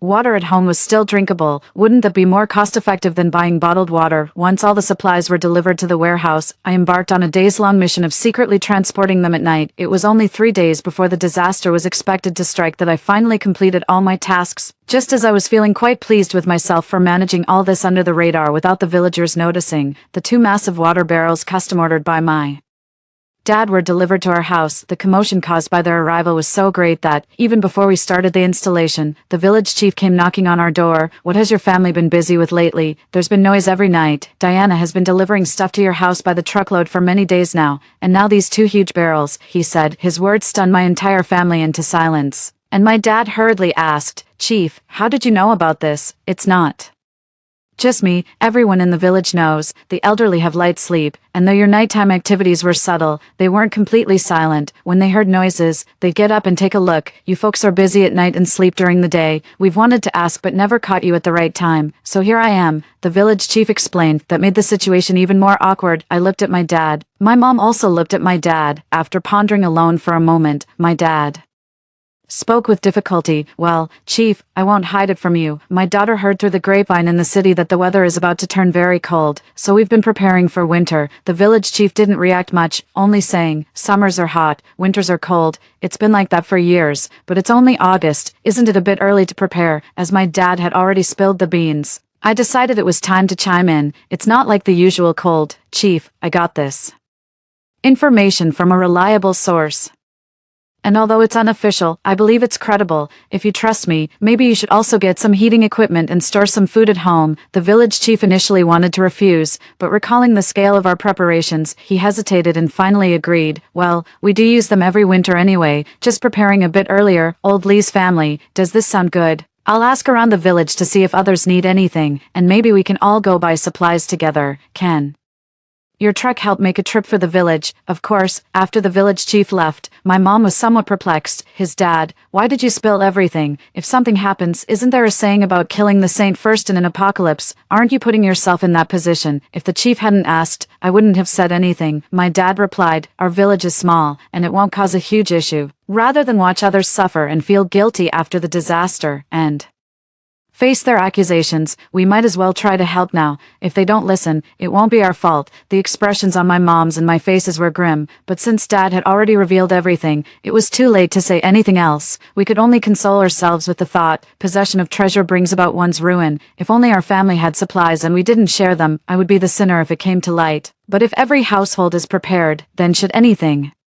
happen, it was out of my hands now. I remembered that just before I died, a blizzard had submerged the first floor of the city. It was hard for young people to leave their homes, let alone the elderly, so, if we could just endure the initial phase, whatever happened shouldn't be blamed on us. Hearing me say this, my mom wasn't as worried as before, but she still hurriedly rode her tricycle to the farm tool shop, buying several axes, sickles, long poles, and other tools, just in case. My dad was speechless for a while. "You've really been reading too many doomsday stories, haven't you? People aren't that bad, but it's human nature that fails the test every time. Our daughter died tragically last time. Do you want to see such a scene again in this lifetime?" In the silence of my dad, the matter was put to rest. During the remaining 3 days, we were busy helping the villagers with supplies. The elderly were very cooperative. They had lived through hard times and understood better than us the peace of mind that comes with having food at home, regardless of the news. Stocking up on food at home was definitely the right move. Finally, on the eve of the apocalypse, I had some time to check my phone. So far, the internet was peaceful, and watching short videos brought me a brief moment of calm, but soon, I noticed a video tagged by Eden. After his family moved abroad, Eden posted over 10 short videos a day, tagging me in each one. The intent to show off was almost spilling out of the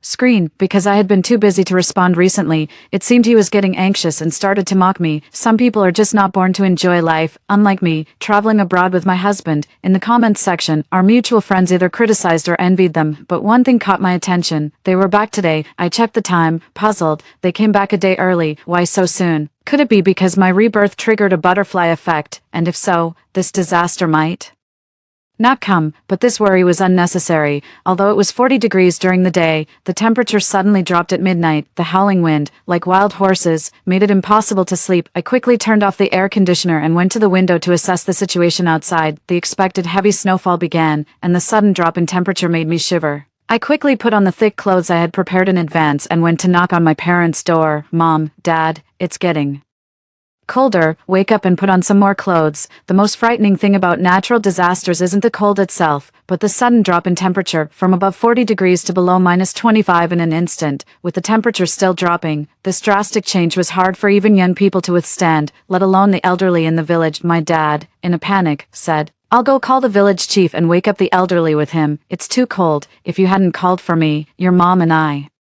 might have frozen to unconsciousness." "Dad, I'll come with you." "No need. It's too cold outside. You stay at home." After putting on all his winter gear, my dad hurried to the village chief's house to wake him up. By the time the village chief realized the situation and started to wake the other elders, the temperature inside the houses had already dropped to -40 degrees. I kept an eye on the snowfall, anxiously noting that in just half an hour, the snow had already reached ankle depth. I checked my phone for updates, and there were already rumors about the apocalypse circulating online. In just a short time, I had already seen several reports of people freezing to death. As my mom was making ginger soup on the stove, she turned to me and said, "Stop scrolling through those news feeds. Go check on them. They might have frozen to death by now. It's unlikely. Trouble lingers for thousands of years. If they didn't die in their past lives, I doubt this life will be much different."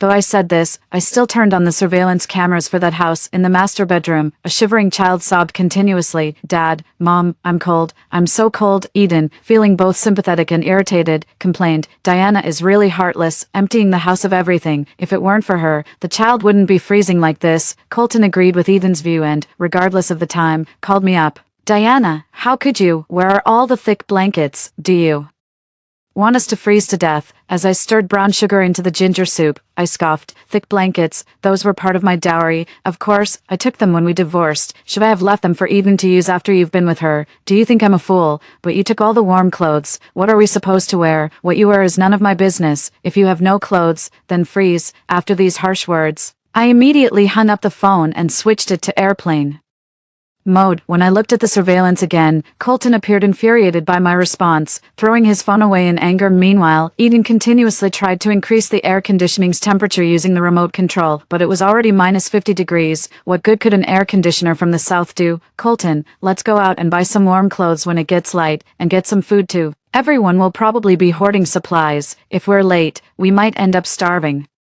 Colton glared at her and said, if you want to buy, go out yourself. We don't have a single piece of warm clothing at home. Can you even go out? Besides, we're not broke. Why not just pay someone to deliver it? As soon as it was light, Colton, not fully grasping the severity of the situation, actually started ordering delivery through an app, but due to the extreme weather, no one accepted the job. Eventually, Colton increased the delivery fee to $30,000, and after half an hour, a rider finally took the order. Due to the weather, however, there was a 3-hour delay before they received what they wanted. When the delivery person arrived, Colton said unhappily, "You're too slow. I'm definitely giving you a bad review." He didn't give the delivery person a chance to respond and slammed the door shut. I turned off the surveillance, muttering, at a time like this, it's good enough someone took the order, and he still expects punctual delivery. But that delivery guy looked familiar. I didn't think much of it when I turned off the monitor and saw my dad, dusty and weary, coming home. "Dad, how are the elderly in the village?" My dad warmed himself by the coal stove for a while before he spoke. "The village chief and I, along with a couple of younger folks, went around the village all night. Luckily, we started early. Many elderly were found unconscious from the cold, but thankfully, no one was hurt. We got the stoves going, gave them some hot water and ginger soup. Now, we leave it to fate." My mom handed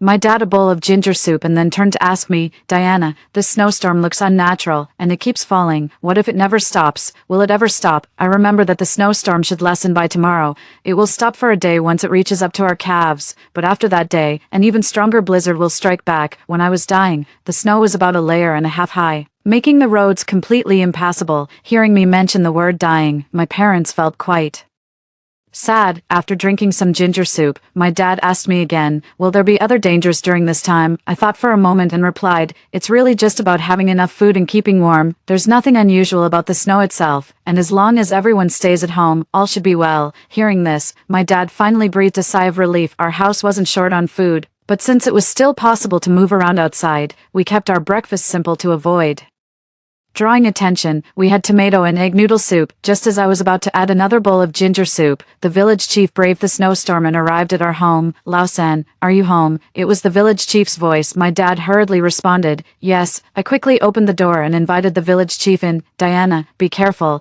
The roads are difficult to navigate." As soon as he entered, the village chief shook off the snow and warmed himself by the coal stove for a while. Before he spoke, "Lausan, we owe you a lot this time. If you hadn't run to my house to warn me, my family and the old folks in the village might have frozen to death. We really owe you." "It's nothing. We're all neighbors. It's natural to help. Plus, it was my daughter who stayed up all night and noticed the dropping temperature. Otherwise, we might have been frozen too." Speaking of me, the village chief asked suspiciously, "Diana, I heard from your dad before that you got some insider information about the weather change in Sea City, right?" "Yes, I mentioned it before. It was an insider tip from the relevant departments, which is why I hurried back to encourage my parents to stock up and to also warn the people in our village." After explaining, I continued, "I didn't want to alarm everyone to stock up excessively since nothing had happened yet. My parents only believed me after several days of convincing." The village chief seriously asked me, "What about after this? How long will the blizzard last?" "Thanks to your family's warning, everyone has some supplies, but not much. If it lasts too long, we might not be able to hold out. I'm not sure, but I'd say, while the roads are still visible, we should hurry and stock up on more food, because that's more important than anything else." The village chief stood by the stove, hesitating for a long time, before finally making a decision. "Lausan, can you come with me? I'll have my son drive one car, you drive another, And I'll borrow another car. Let's quickly go and buy more food nearby. As for heating, if we run out of coal, we can burn wood, but we can't delay getting food. I had just mentioned that the blizzard would briefly pause in 2 days, so my dad wasn't too worried and readily agreed. All right, Chief. Seeing that they were about to leave, I quickly said, you can't just drive out like this. I have car anti-skid chains. Install them first for more safety. Also, Dad, buy a couple more barrels of gasoline on the way back. If we need to burn wood during this period, gasoline will be more effective. All right, let's do that. After watching my dad leave with the village chief, my mom and I sat by the fire in the living room, sorting through the vegetables we had bought in advance. My mom said with regret, we bought too much again, and we can't possibly finish it all. I'm worried the vegetables will spoil and we'll have to throw them away. That would be such a waste. Why would it be a waste? I replied. We can eat some of them fresh now and pickle the rest. We have plenty of salt at home, and pickled vegetables go so well with porridge. My mom hesitated for a moment, then said, that could work. We can pickle the cabbage. But what about the eggplants and lotus roots? Maybe we should just fry them. After frying, they keep better. In this cold weather, they can even be stored outside. Oh, and I can mix some dough. We can use the cabbage for dumplings too. The trip outside was expected to be long, but I didn't expect them to return only after the snowstorm had stopped. Fortunately, all 3 cars were packed full. Even the roofs were not spared, tied up with lots of supplies. Before I could take a closer look, my dad, like presenting a treasure, placed several boxes of cherries in front of me. Diana loves these. They used to be too expensive, just a treat once in a while, but with the cold, no one was buying them and the market had a massive sale. Guess how much?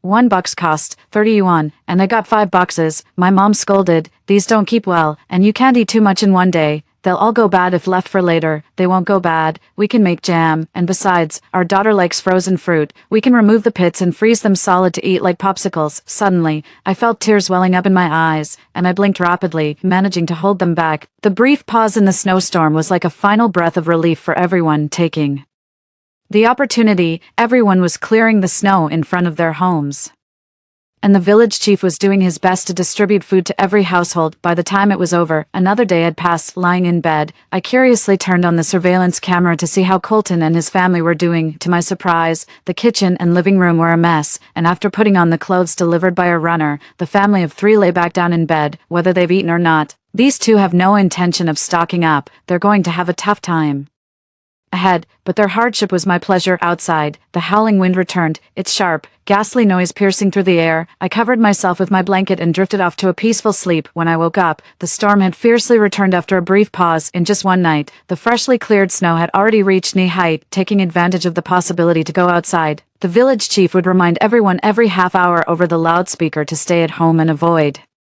going out unless necessary, and to contact him if anything came up. Staying home was always dull. As my mom called me downstairs to eat, I once again turned on the surveillance at Colton's place, but after one glance, I was horrified. Eden had been hit in the head, her head covered in blood as she clung to Colton's leg, both scolding and crying. Meanwhile, Colton was stirring a pot with a ladle, and in that pot, shockingly, was a child being stewed. His eyes were bloodshot, dead but with eyes wide open. On closer inspection, wasn't the child's face identical to their own son, Conrad? I couldn't hold it in. I immediately ran to the door, pretending to vomit. Seeing this, my parents hurriedly asked, "What's wrong, daughter?" My mother sensed something was amiss and was about to look at my phone when she couldn't stop herself in time and rushed over to vomit beside me. My father was utterly confused. "What in the world is going on with you two?" Seeing my father trying to grab the phone, I quickly said, "Don't look." However, all 3 of us faced the same direction, nearly vomiting. After a while, my mother, with a look of disgust, said, "This person, he's inhuman. Whose child is this? It's only been a few days, and he's already cooked the child. Couldn't he have gone out to buy some food instead? This is his own child. You might not see it at first glance, but I'm certain it's his own child." Even my father couldn't help but say, "This is absolutely vile. This man is devoid of humanity. If he could do such a thing to me in a past life, in this life, without any stockpiled supplies, he would definitely repeat his actions, but I never imagined that the first person he would turn against would be his own child." Hearing my calm analysis, my mother suddenly teared up. "Child, was it like this for you in a past life?" "Mom, it's all in the past. I'm back now, aren't I? Once the storm passes, I'll send the video to the police, and he'll be put in jail." "He won't be getting out anytime soon. The video was so shocking that our family avoided meat for 2 days, and a 3-year-old child couldn't be fully consumed in just a couple of days. On the 4th day, I asked my mother to cook a big pot of ribs. We had a hearty meal, and I even sent a photo to Colton to provoke him. Of course, my phone was still on airplane mode, and I had logged out of any app that could contact me. Unable to find a target for his anger, Colton turned it towards Eden after beating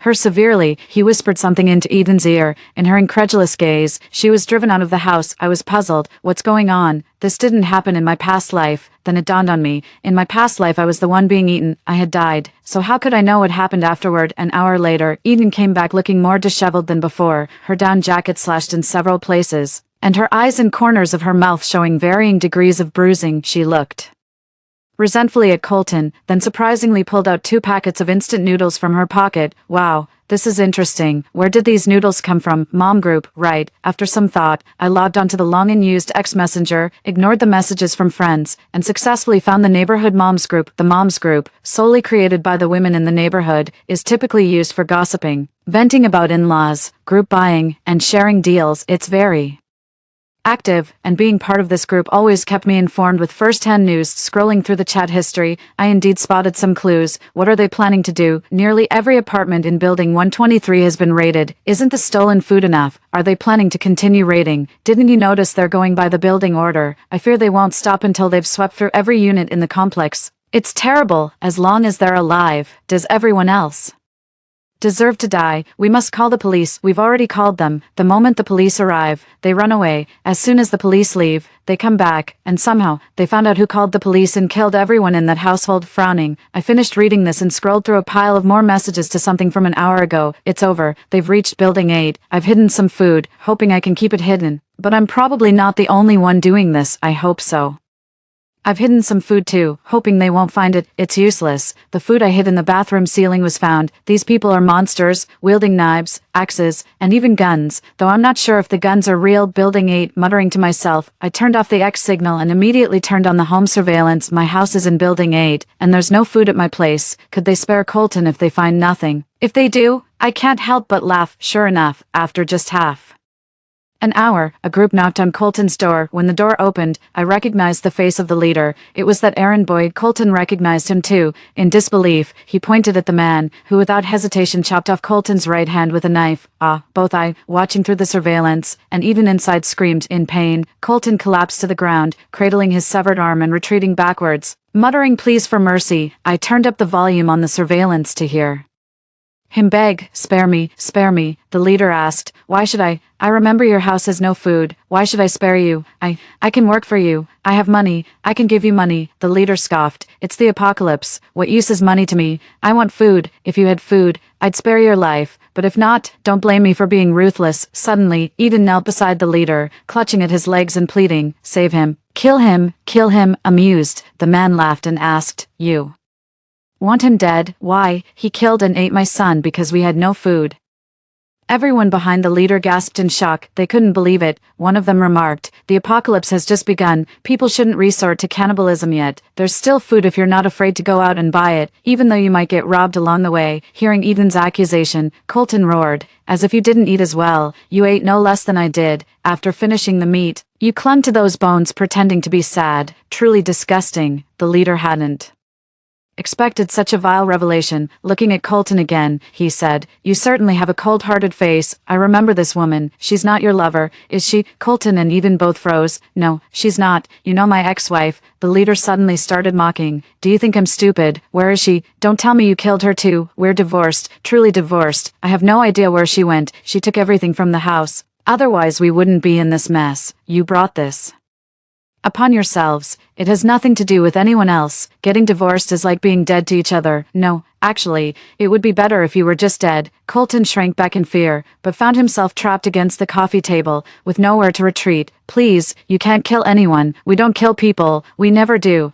After the leader signaled to his men, several of them stepped forward and brutally beat Colton and Eden, breaking their legs before leaving them behind. Looking At the two people moaning on the ground, I found myself deep in thought again. Who is this person? They look so familiar, but I just can't remember who they are. Ding asterisk. The notification from my phone went off. Sis, I just went to your house. You got divorced. Where are you now? Do you have a place to stay? Seeing the familiar chat history, I finally remembered who this person was. This guy had an accident while running an errand previously, and I happened to rescue him. The car accident was horrific. His intestines were spilling out, and I had to stuff them back in afterwards. We added each other on WeChat. Since we weren't close, we never chatted, just exchanged greetings occasionally when we bumped into each other while running errands. Is he now trying to avenge me? It might not be just that, but regardless of the reason, I do feel a sense of gratitude for what happened to Colton and Eden. Yeah, it's over. I went back to my hometown to be with my parents. Why did you go to my house? I was just passing by. Sis, you have food at home, right? The weather's been bad lately. Try not to go out, right? You too? Stay safe. Exiting the message app, I returned to the surveillance footage. To my surprise,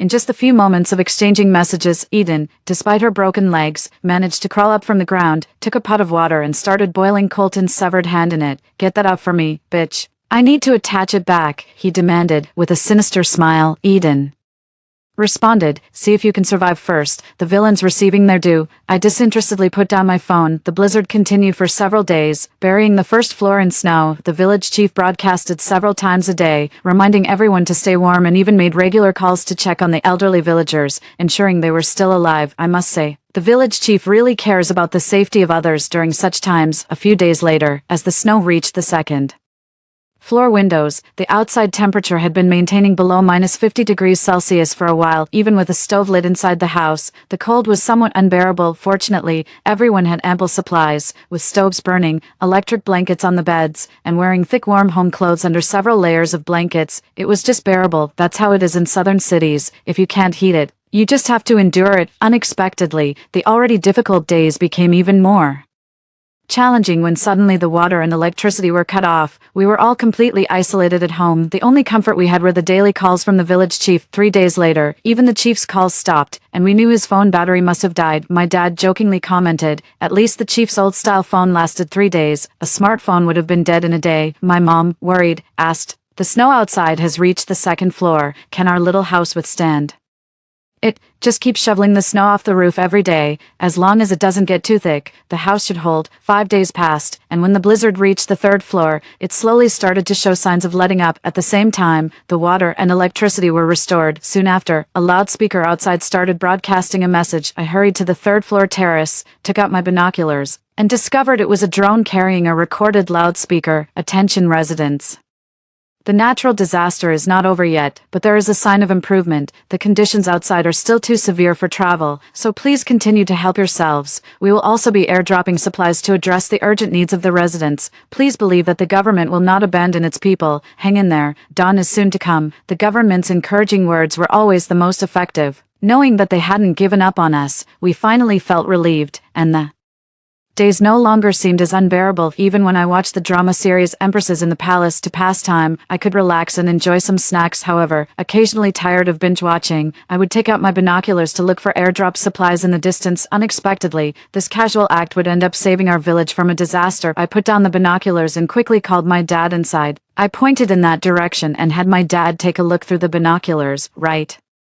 They are heading our way, aren't they? Those people seem like thugs from the neighboring village, coming over at this time, probably to steal our supplies. They wouldn't risk coming out in this weather for any other reason. My dad immediately called the village chief, who didn't even hang up the phone when he heard that people were heading our way, and rushed to his rooftop. Indeed, not far away, a group of people were moving towards our village, inching along on wooden planks. My dad said, Chief, this is the first group coming. We need to scare them off, otherwise word will spread and more will come. I understand, but we can't go out either. What do we do? I thought for a moment and said, Chief, use the loudspeaker to scare them. Have your son download a gunshot sound on your phone and play it over the speakers. If they think we have guns, they won't dare to mess with us, but we don't actually have any guns. What if they call our bluff and attack? We have to draw a line. Otherwise, are we supposed to just hand over our lives to them? The chief pondered for a moment, then made a decision. Hey, you four on the wooden planks at the east end of the village. Yes, I'm talking to you four. Stop moving forward and turn back now. Otherwise, during these extraordinary times, don't blame us for being inhospitable. The distance was too great, and the village chief had no way of knowing how these people would react. However, my father and I kept an eye on the situation. When we saw the four men hesitate for a moment before continuing to move forward, my father immediately reported to the village chief. Chief, they are still moving forward. The village chief shouted over the loudspeaker, "You little rascals, are you looking for trouble? Get back home now." However, this seemed to provoke the four men, who moved even more determinedly. Eventually, a gunshot rang out, and everyone froze in place. I'll say this one last time. Go back. I'm not a great shot, and I can't hit you from this distance, but if you come any closer, I can't guarantee I'll miss. Sure enough, fear made the group retreat hastily. After the broadcast ended, the four left. I suddenly laughed. The chief really knows how to bluff, but after such an incident, no one dared to be complacent about the village's safety, and a system of rotating shifts to maintain security was soon established. 13. Perhaps the days were just too boring, but I found myself thinking of Colton again. I had thought that after so much time, he would have died, but to my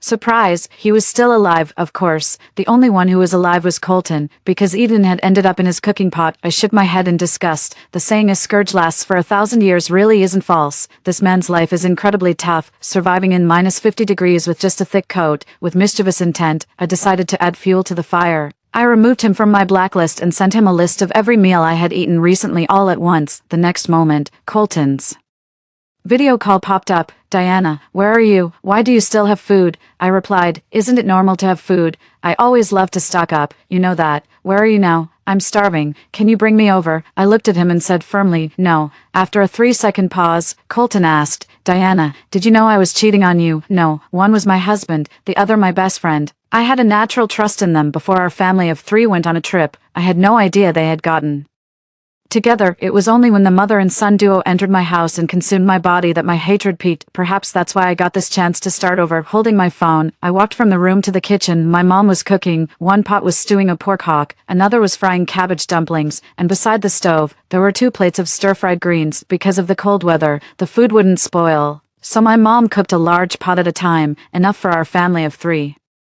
For 2 to 3 days, although the meals were simple, they were something Colton couldn't even dream of. He nearly went mad with just one look. "Diana, save me. You're at your own house, aren't you? Come save me. I'm about to starve." Colton cried. "Please, I beg you. I won't cheat again. Can we just live a good life together from now on? Think about living together again after the disaster passed." I had no idea where you were or even if you were still alive. Quite a stretch of the imagination, isn't it? But I wasn't upset. Instead, I mocked you to your face after your boasting. You're dreaming. After hanging up the phone, I turned the surveillance back on. It seemed my words really drove Colton mad. He flipped the pot that was on the stove, but unfortunately, it tipped the wrong way and splashed all over him in a fit of rage. He smashed things around the house for a while before he grabbed a kitchen knife and repeatedly chopped at the remaining half of Eden's body. He nearly hacked that part of the body to pieces before the knife slipped from his grasp, bounced off the ceiling, and then stabbed him right in the shoulder.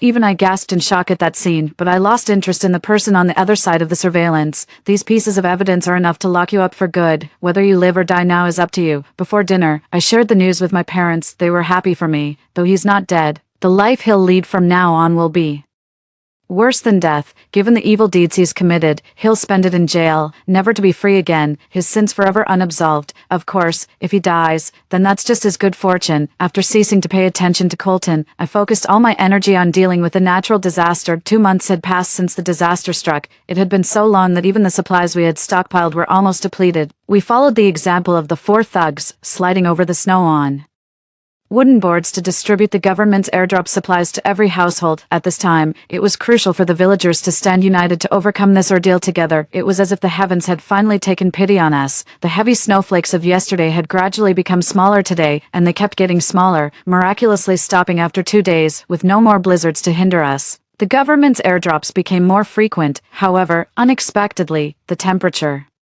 continued to plummet, reaching a staggering -70 degrees here in the south. The coldest it usually gets is between -7 and 8 degrees, with temperatures 10 times colder than usual. I couldn't imagine how we would have survived if we weren't in the countryside. Another week passed, and the fog in the air cleared, the dark clouds gradually dispersed, and the sun finally showed its face. The temperature began to rise, and this nightmarish disaster seemed to be improving overnight. Once the Temperature rose to -20 degrees. The young people, organized by the village chief, eagerly participated in clearing the snow, not organized by the government but for clear roads, to facilitate visits among everyone. Amazingly, despite countless deaths outside, no one in our village had died during these nearly 3 months of harsh conditions. When the government rescue team arrived and heard about this, they were incredibly shocked and, after learning about all that the villagers had done during this time, specially commended the village chief and my father. Gradually, society began to return to normal, and people started getting back on track. Once the transportation was fully restored, I drove back to my former home and inquired about the follow-up situation. Colton hadn't died, due to wearing thick clothes. The knife hadn't penetrated deeply, but he also didn't dare to remove it and lived like that for a long time. As soon as the transportation outside was restored, the police, who had already received a distress call, arrested Colton immediately. I turned around and went to the police station, informed them about the installed cameras in the house, and submitted the ID number and password. Now, Colton truly had no escape. Since we hadn't collected the divorce papers within 30 days, our divorce procedure was automatically cancelled, and I legally inherited his remaining fortune of over $700,000. After sorting out everything, I returned to my hometown. In this life, I just want to spend the remaining years peacefully with my parents.